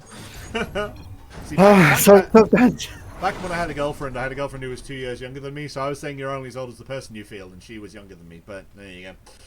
Anyway, let's get into this game, because enough about having relationships, this is StarCraft. In the top right-hand corner, this is Arpax Abathur. And his opponent pulling out a miracle. I don't know on what street and which street, but I think that was pretty much the best game of the tournament so far. Mm-hmm. Or the wildest or the craziest, call it whatever. It is Blazers Blue Knights. Oh, dear. Oh. Yeah, no, if we... honestly, it was Blue Knight's tank micro, wasn't it? It was just like... Yes! The 1 HP! The 1 HP tank, man. Like, oh, that was crazy. We also saw that... By the way, remember that 2 HP Viking? Yep.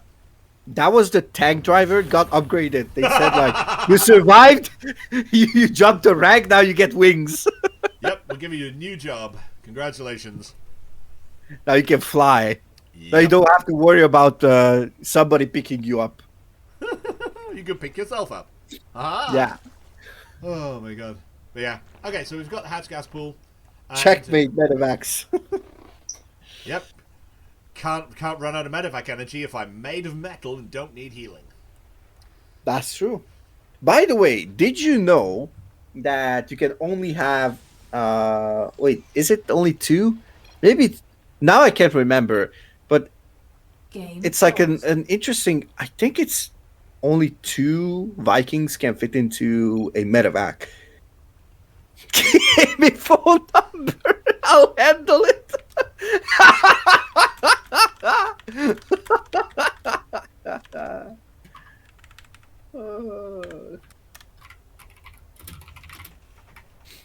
Oh, you're a ref, so you can type in all chat.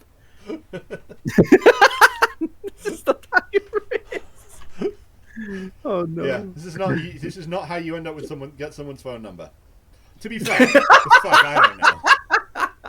Oh yeah, I mean, I also feel like, you know, this online dating and you know, stuff like that is like, yeah. I just don't get the so-called meta.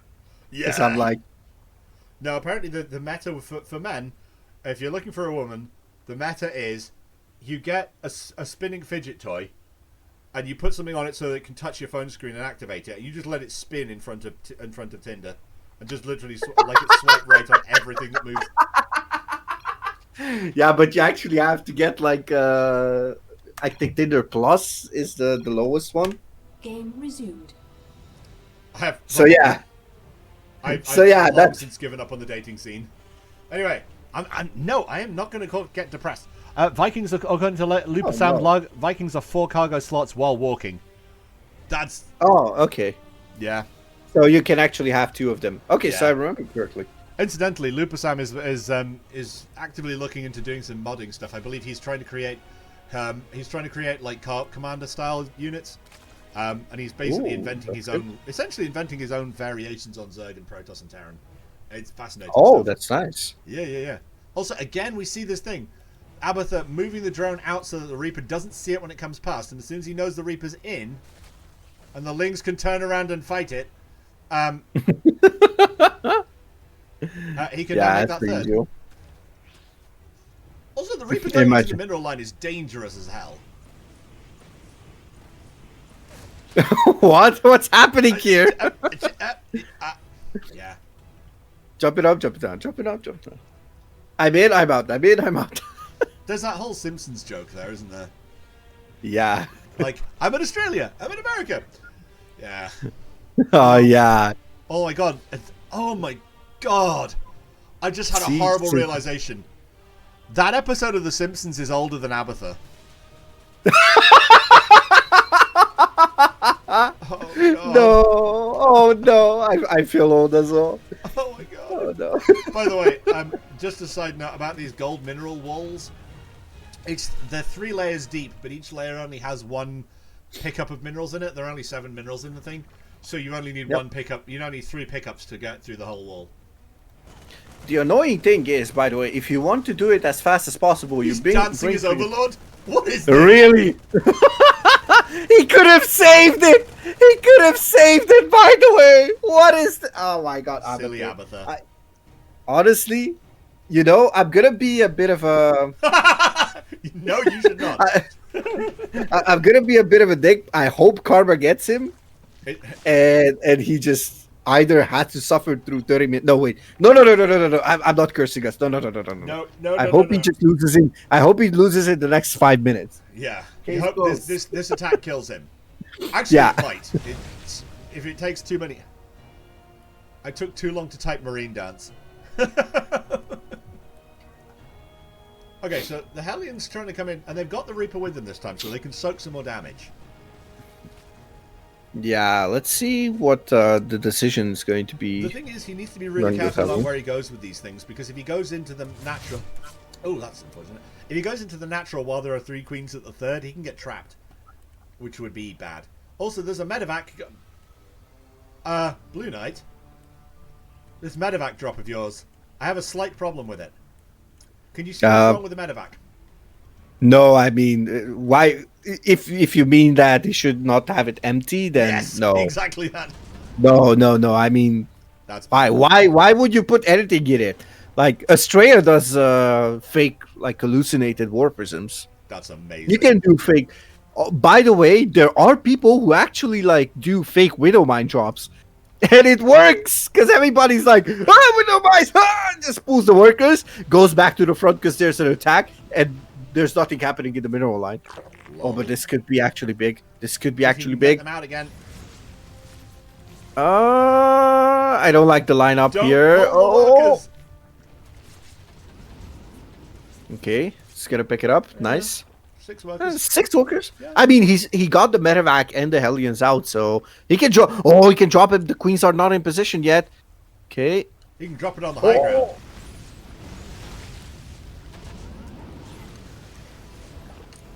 Oh, okay. This is a bit of fancy micro here. He could actually just drop them out of the on the other side of the mineral wall and just shoot through the terrain like this. Ah! Yeah. Lol. The Lings are like, I know this whole thing is actually weird, but I didn't know they can shoot fire through walls. Yeah. It's like spitting fire through your ass, basically. What kind of trickery is this? Your mental images are terrifying. Okay, so the Lings are there, and he's chased this attack away. I think because the Hellions are so low, Blue Knight's chosen not to go back in again. Abathur's floating. He has the Swiss bank, actually. The piggy bank has been broken. Excellent. Yeah, But yeah, it's not going to risk it. I wouldn't risk it either. I mean, you you could want your use map those ready. Hellions. Yeah, you could have those Hellions just go on the edge of the creep, just scan a couple of times, just clear a tumor here and there, just slow down the creep. Eventually, the creep will come towards you, but See, I if see. you can slow it down, it's better. I think Abathur might be in trouble. I don't think he realizes how much trouble he's in. But he is making units, I suppose. The problem is bailing speed does not exist. As per usual. Yep. Tell me something that's new. Oh, the Reaper's... Actually, yeah, the Reaper taking a lot of damage there. And dying. Yeah. But while they're on creep. While they're on creep, it's still dangerous to move forward. Oh, massive supply block, by the way. Yes. It's only a single overload on the way. Now he's going to queue up another one. But 24 and 3 yeah. Hydras on the build, so he might be okay. If he goes in he has a lot of Link Bane, though. But he needs to and use Bailing it. Speed just completed. Oh, Bailing Speed just completed, but the Queen's actually going down. He's over patient. Oh, if that's even a word. He's too patient over here. Okay, he's going to go on to the tanks. Oh my god, he cleans it up. That's pretty good. And now Blue Knight, if Abathur attacks, Blue Knight's dead. Blue Knight has 25 army supply to 60. It has a single tank, so it depends on where that tank is. It could actually... Oh, it's the 8th minute. Yes, yes it is. I read 6. 6. What? he read the timer and was like, it's 6 minutes into the game. And Abathur's like, no, I have all of this. Yeah, it's looking bad for Blue Knight. And the thing is, Abathur isn't following the one rule. Right? Not rally your overlords to the front. I mean, okay, that's the second rule. No, the one rule is, and again, we learned this from our Lord and Savior Day 9. If you crush your opponent's entire army and don't lose much to do it, go kill the guy. Because there is no, if you've got this much of an army advantage, there's no way your opponent's going to have enough to keep it back. And your Abathur is just sending in a single lane to scout. And don't get me wrong, I think it's, is it Beyonce would approve? I can't remember. Honestly, I can understand the concerns of Abathur because, first of all, the main reason Terran is broken. I mean, yeah. Wrong chat. On the other hand, there could have been like, I don't know, 2 or 3 tanks at home, Yeah, that could have made it difficult. So he is going for the macro play. That's fine. The Zerg is mostly a defensive race, right? So I think Artosis said this, like, attacks win you games, defensive playstyle wins you tournaments. So basically, I also learned from a high MMR, like a Grandmaster, one of my teammates, Dabbon, that, and also one of my good friends, also my teammate Horoku, that you just want to actually stay on creep and just try to defend until you have like a massive army. Like you go hive tech and you have that maxed out hive tech, you have a bank, you have everything that you want. Flying over the hydras. Oh no. Oh no. Oh, that was painful.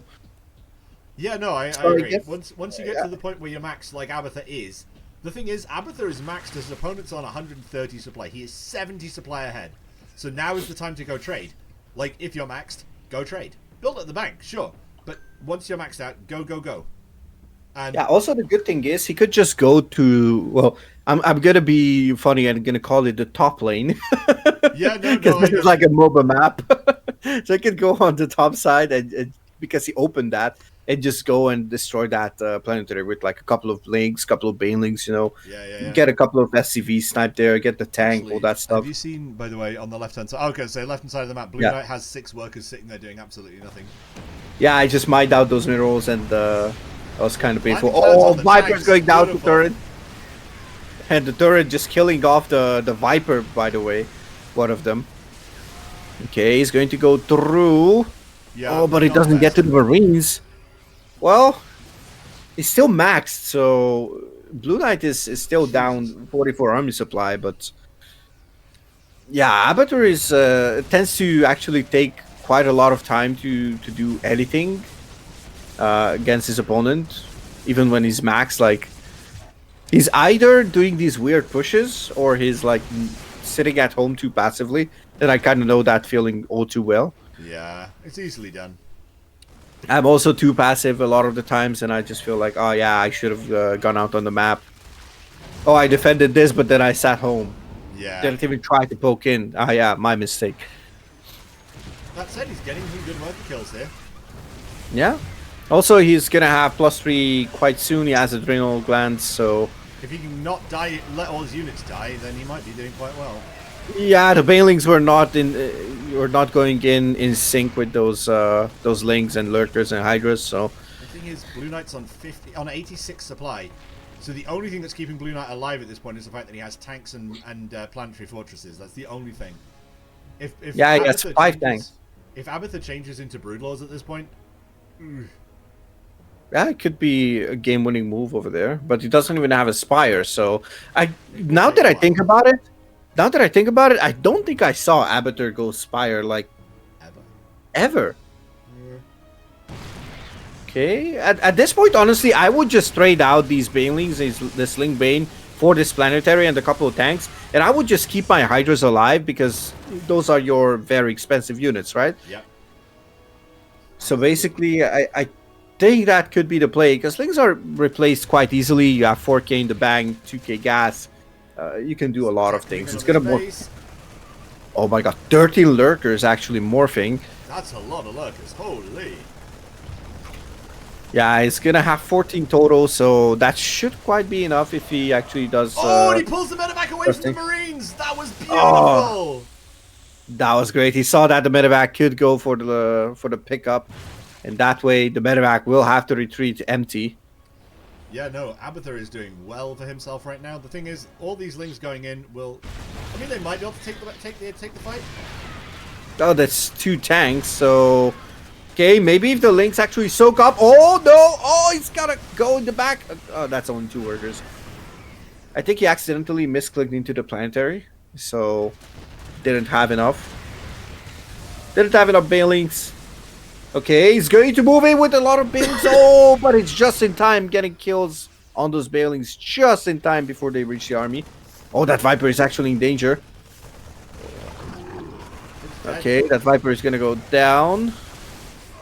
And there's a double Spire actually. Yep. Now he's going for a hard transition into Broodlords.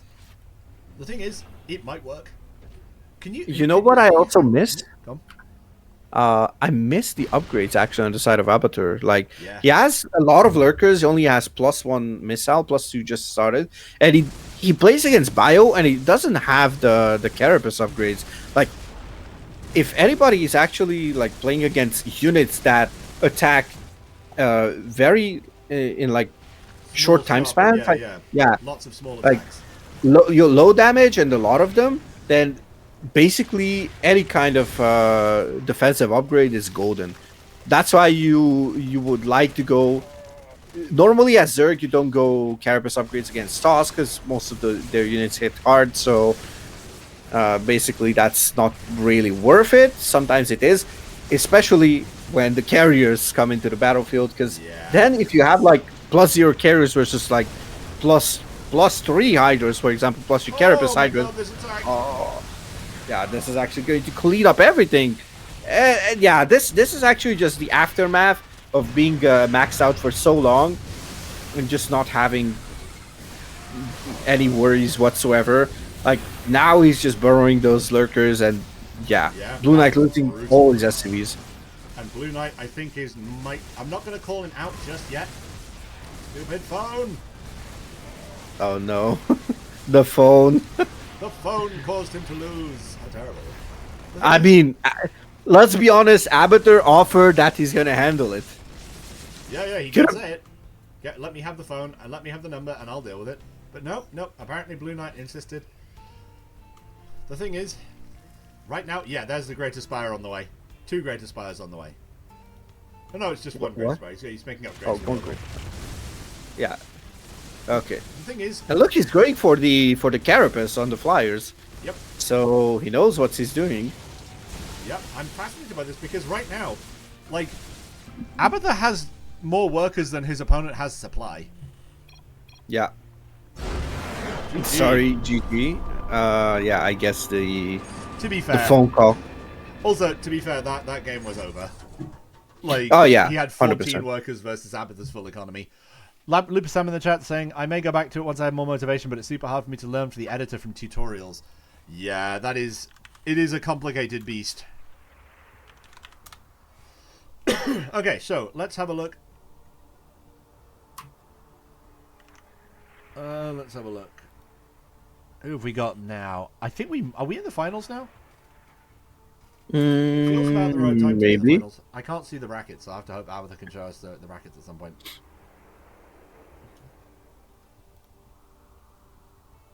Yeah, hopefully.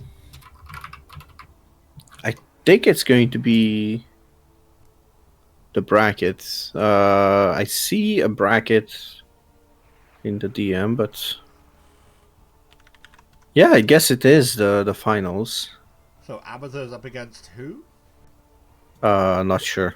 Okay, we'll find out. I mean, this is a long. Oh, sickest apparently. Okay, all right, that's great.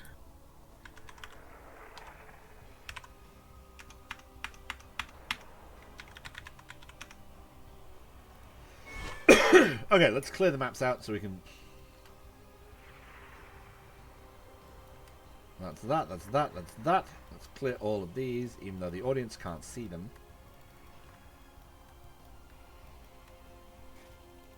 Dynasty, by the way, is the first map to be banned. Yeah, that's kind of like a no-brainer for Zerg in tournaments.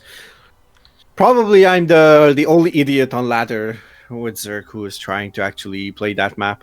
No, actually, I played against. I don't know if you ever saw Bolly. Bolly is actually also quite a nice Zerg player. I've He's heard the also name, but I played a lot can't of think of it. tournaments.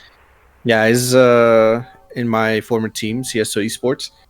He's also Hungarian, just like me. So basically, I have a lot of respect for the man, and I hit him the other day. Just we played a ZVZ on Dynasty, and I was experimenting with like taking the gold base, but going for roaches. But then it's kind of hard to wall off against like a link flood. It's like, and Yeah. I'm like, you know what? Let's just freaking give up on that. I'll be right back. I'm gonna run to the bathroom. Yep. I'll make sure the maps get put in. So far we've had vetoes of Dynasty, Post Youth, Ghost River, Sight Delta. Crimson is now just been gone instead of Amphion. Crimson Court. Crimson legit. So one-sided. So stupid. Okay. Apparently, Abathur doesn't like Crimson. Apparently you can't get a fourth as Zerg. I'm not going to be mean. I'm being nice. Hey, cat.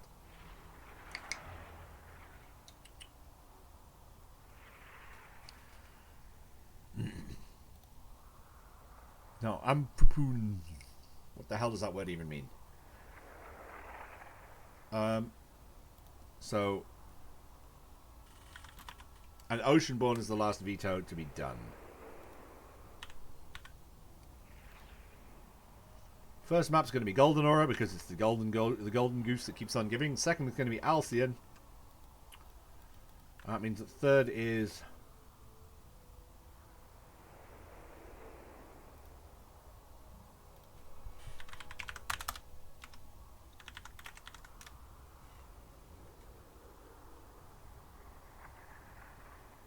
oh yeah.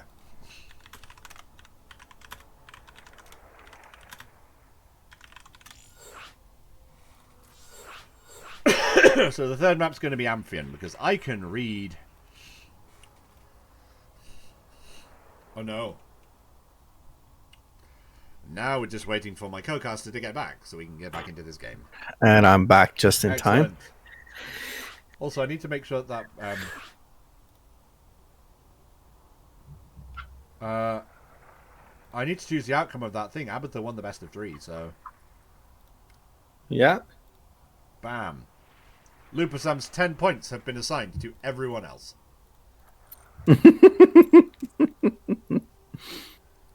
Ready and ready.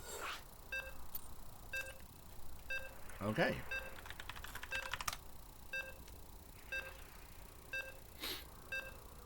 Should we wait for third place to be casted? Frick, I have something inappropriate and recommended and do not know how to remove it. Not sure what to say. No, just play third and let us know what happened.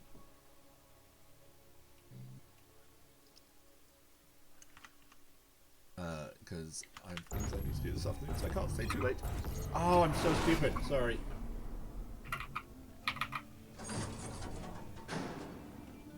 Right, let's try and remember what I'm doing and cast things properly. In the bottom right-hand side, playing for R-Pack, it's Abathur. And his opponent for the Sentinels of Mirage, one of the best TVC players in this bracket. It is Sickest. And to be fair, he is. Yes, I love watching Sickest's TVC. And he actually, like, the guy's amazing, like, 100%. He basically won, I think he won most of his TVZs in DLC, as far as I know. And I remember casting I believe it was the 2022 Autumn Finals. Like, that was kind of a banker against Mule Boy. So... Well, I mean, we've seen Sickest in these tournaments before, and he is generally... I wouldn't necessarily assume that Sickest was going to win the tournament if I saw him in it, but I would always assume that he'd get fairly deep. Yeah. Like, I'm actually, at some point... I'm assuming that at some point Sickest is going to get just good enough that he can't play anymore. Because at the moment, the maximum MMR you can be in these things is 4.4k.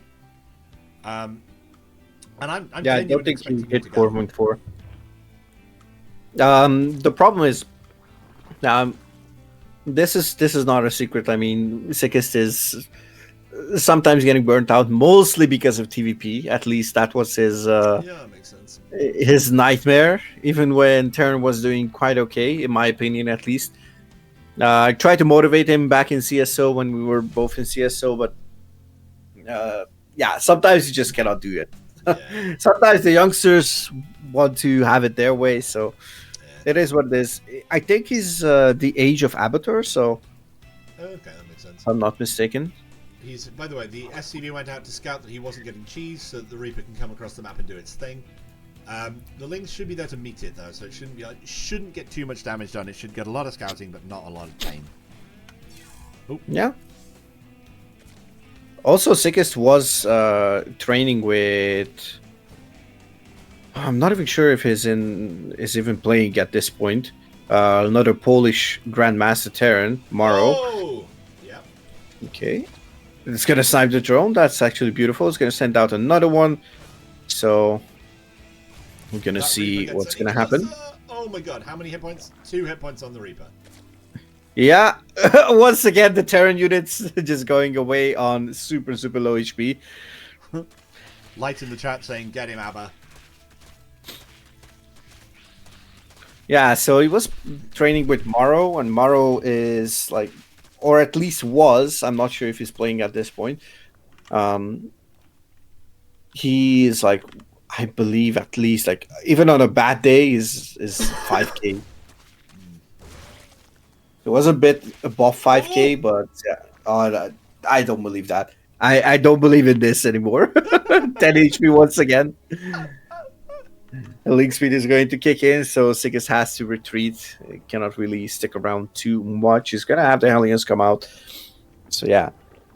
I also casted like a best of 7 between the two. Maro was playing Zerg, and Maro was really heavy on Lingbane, and Sickest was like literally...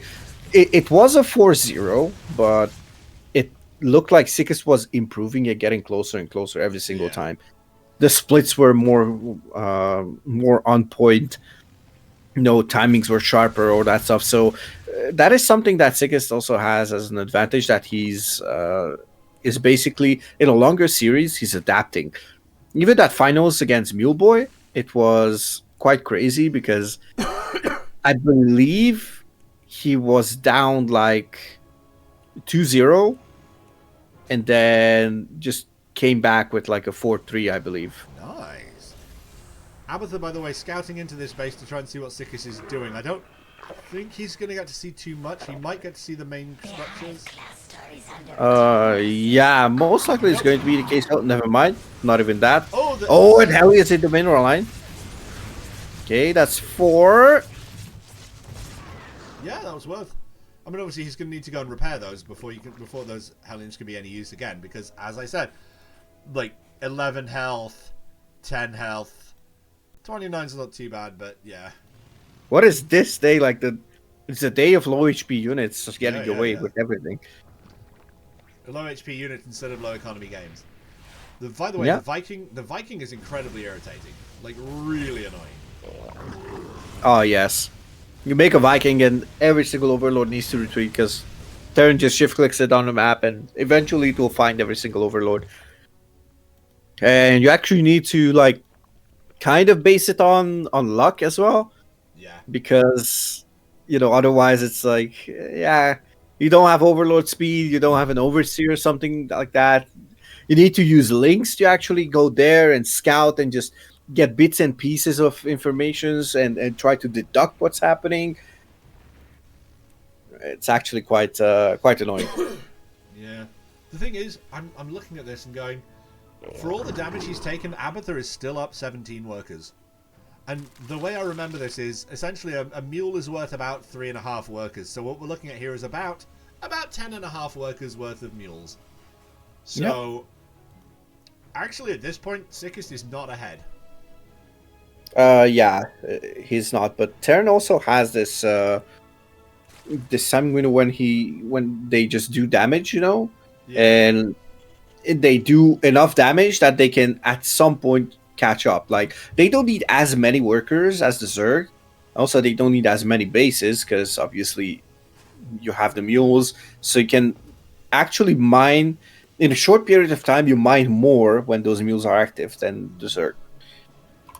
If we look at the income tab, despite being down, oh my goodness, okay, now it became 80, close to 85 versus 55. So don't let that fool you. It's not yet in the cards. Now actually, it's looking kind of grim on the income tab. But at some point, it was only like down 300 minerals, and actually the same amount of gas. So it's kind of nice. Abathur forcing his opponent to pull back. I mean, he killed a couple of creep tumors, and that's fine. But also, the Hellions are going on this base. I kind of hate expanding towards that base because I think that's a lot further and a lot harder to actually do anything with. Oh, a couple Marines getting Kerrigan.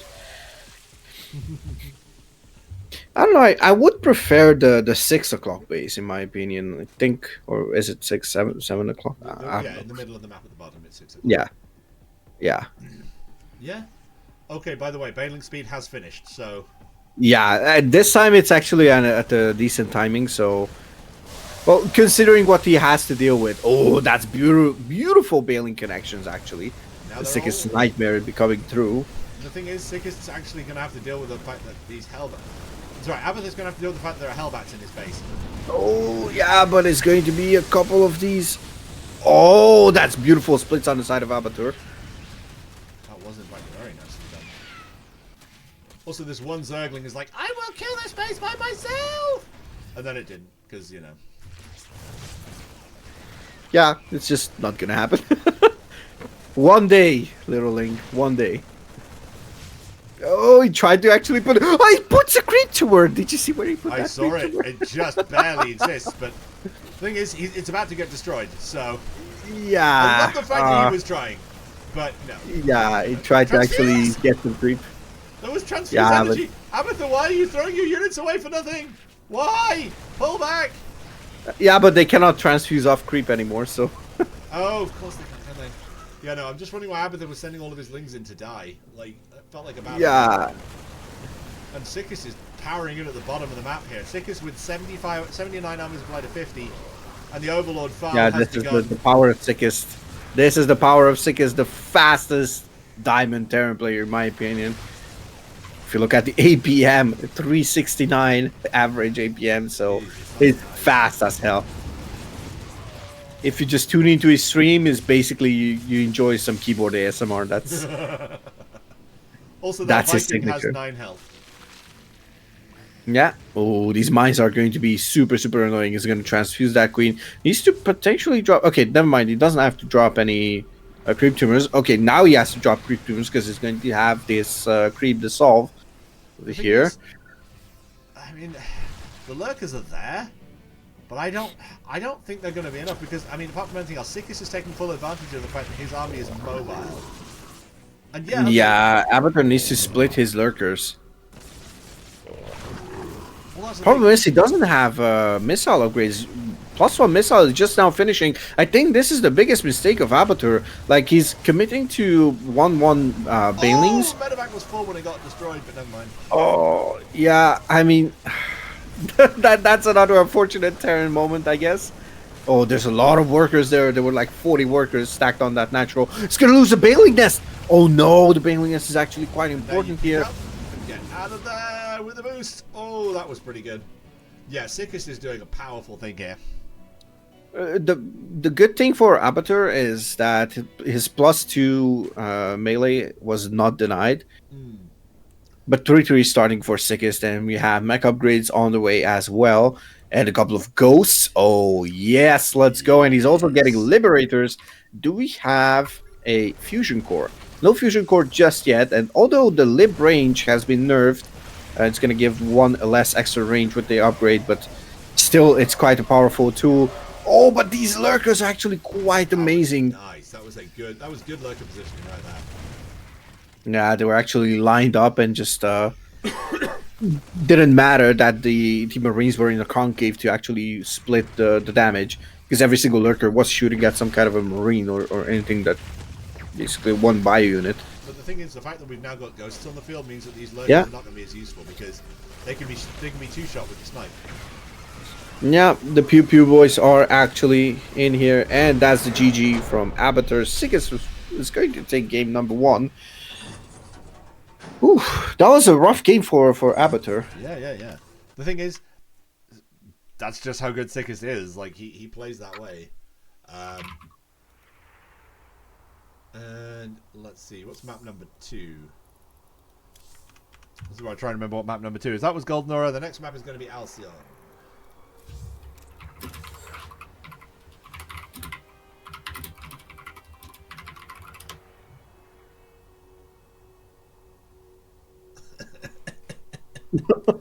Sick is saying 2 seconds went by. I'll take the walk over. No. Light in the chat saying his macro is great except his lava consumption. That's the thing about StarCraft. You have to get all the things right. And one of the difficult things about Zerg is managing your lava. It is, I mean, the injections are annoying. Having to work out exactly what you need to build is annoying. It is what it is, though.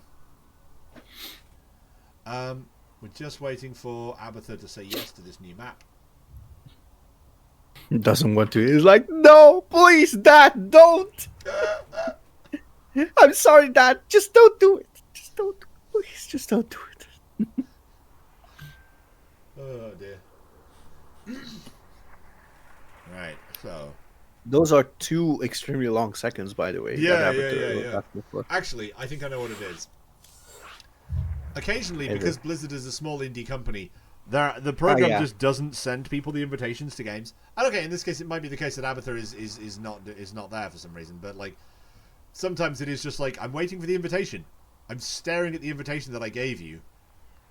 What is this? Ah, here we go.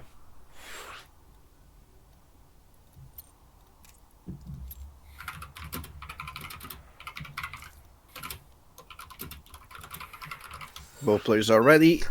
Countdown begins. Okay, I need to try and actually do the transition thing this time.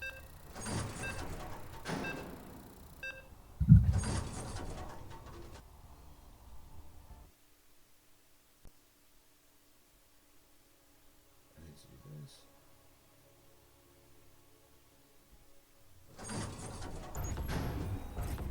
There we go.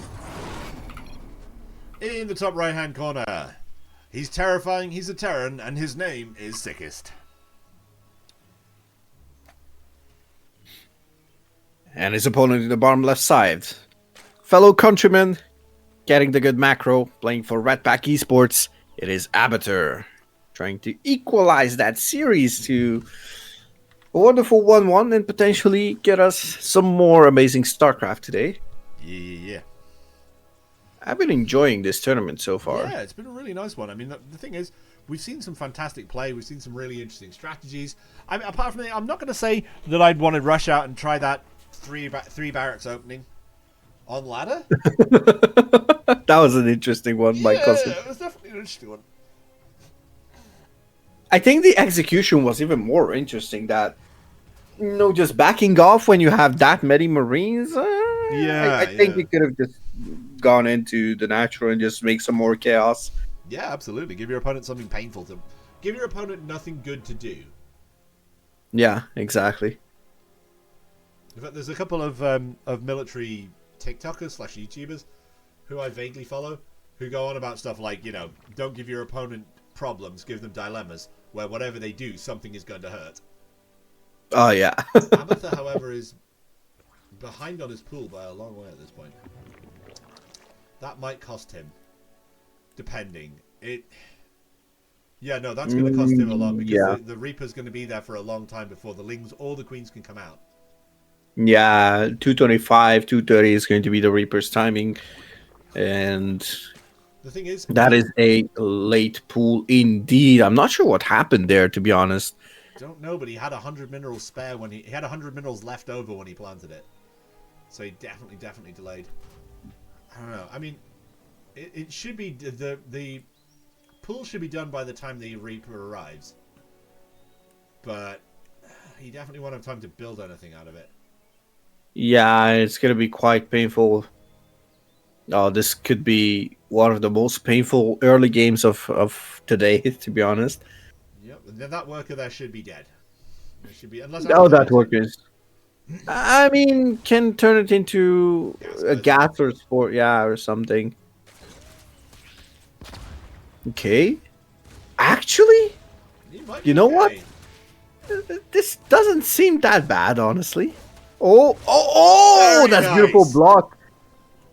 That was a beautiful block. That's something Sickest loves to do. Yeah, you get the micro part. Oh, this is brilliant from Sickest, actually, just sniping a couple of Lings. Oh, that one more Ling. Okay, never mind. He's going to prioritize the full healing of that Reaper.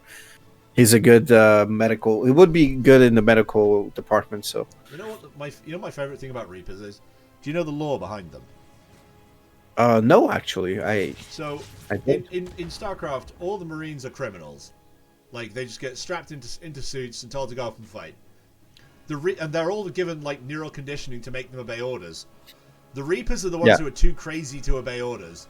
So they strap them into this Reaper suit, and they send them on super dangerous missions. And the deal is, if they can live for 1 year as a Reaper, they get to go. They get let out.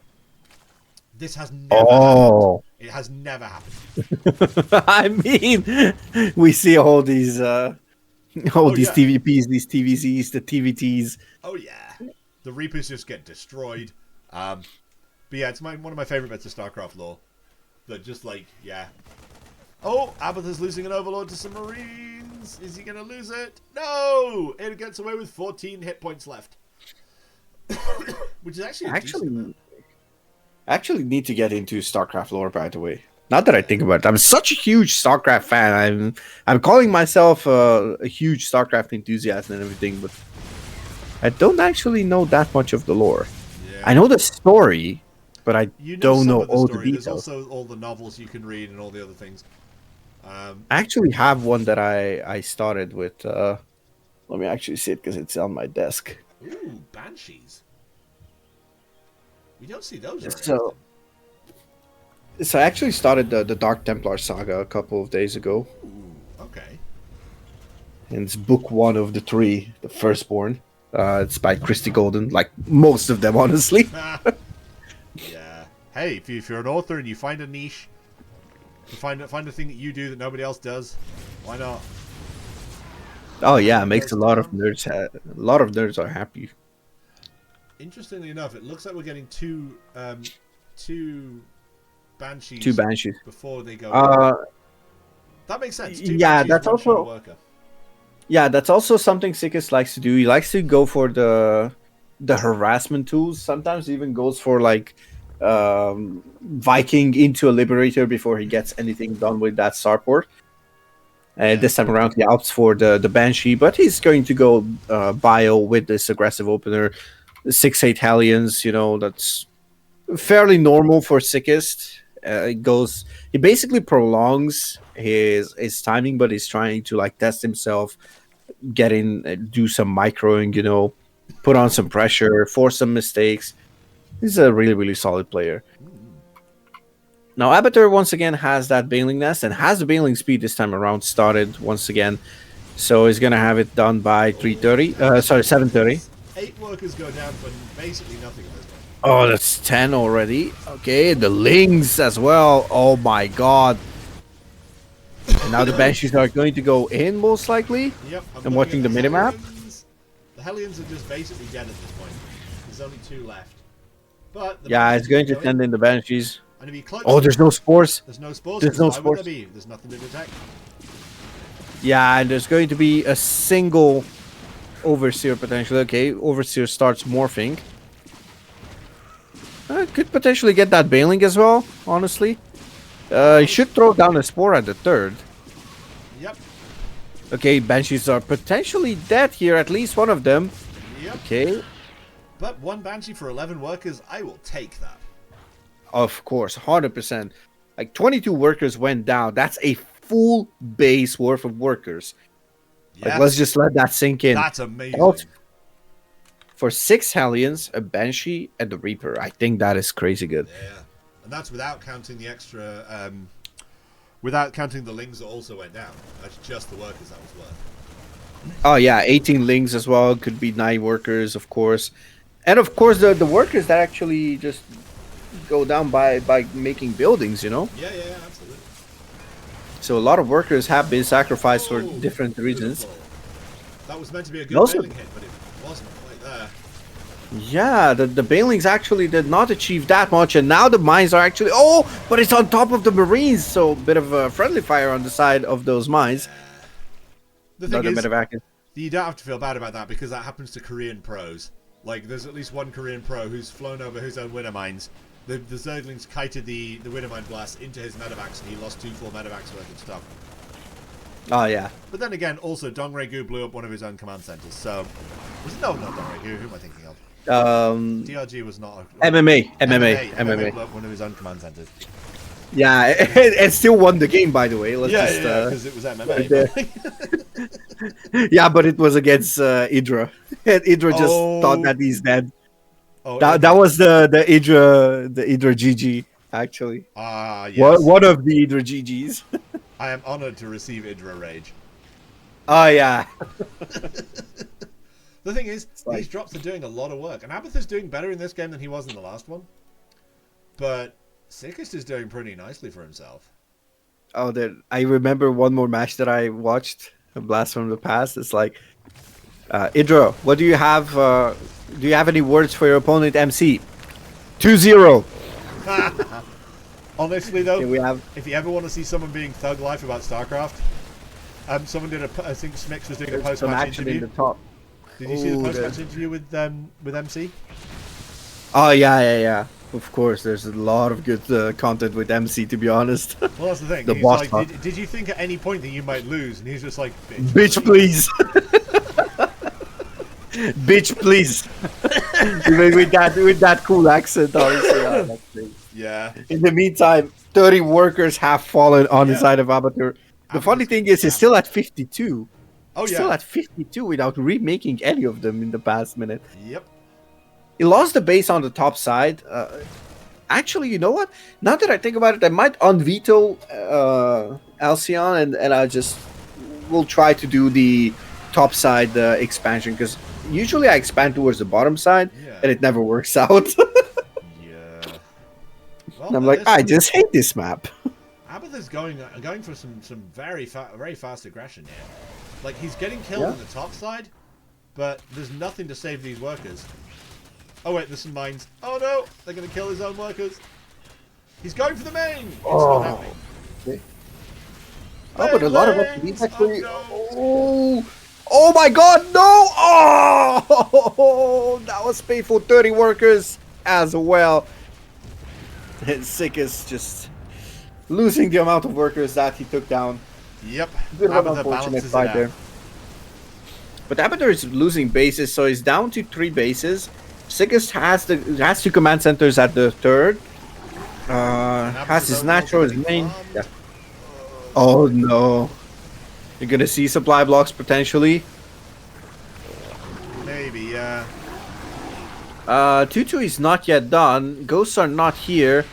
And we see Hydras already being popped out, and I believe we have the Lurker Den as well. Yep. We have a single Lurker on the field, so... Actually, no, we had a Lurker Den, and it was immediately killed. Oh, wait. No, we have one. We have one somewhere. Oh, yeah. In the natural, okay. Yeah. There was one in the main. It got made, and then it immediately... Oh, my God, these drop. This drop. Immediately killed, yeah. Because it basically, he put it down in front of the drop. Like... Yeah. I saw that. It instantly popped. It instantly popped. Okay, but now 2-2 is going to be done in 15 seconds, so that will be a nice timing. He should wait for +2 armor as well, of course. Yep. He's gonna have it. There's that.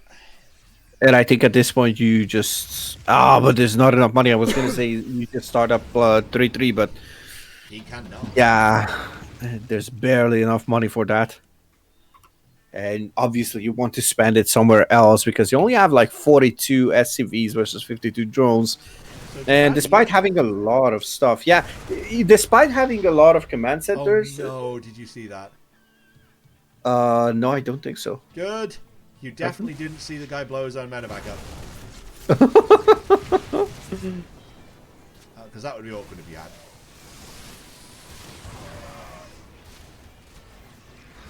Okay. By the way, I love the fact that ghosts are so extra when they die. Like when Marines die, they go, ugh. Yeah.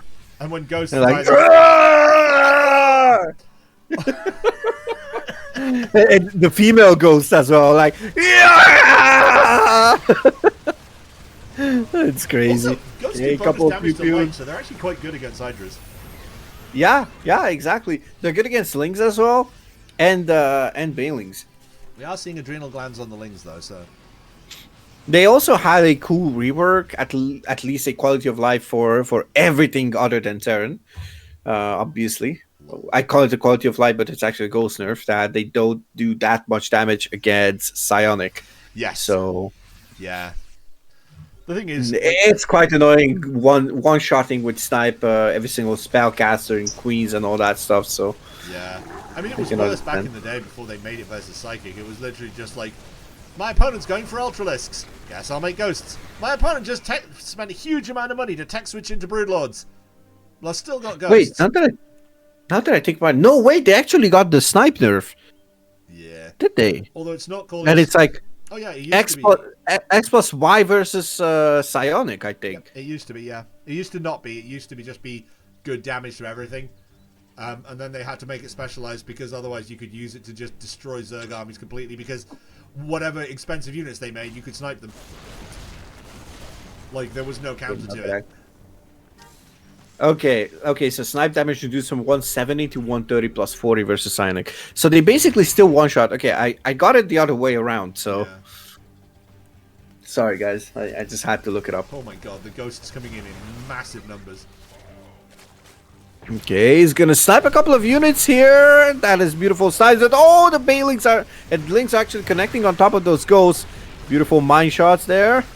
And the Zerg army looks like it's evaporating all of a sudden. There's nothing on the production tab. There's 26 army supply going on for Abathur. And that 100 army supply is looking to be just like... Or that 100 supply is mostly made out of workers.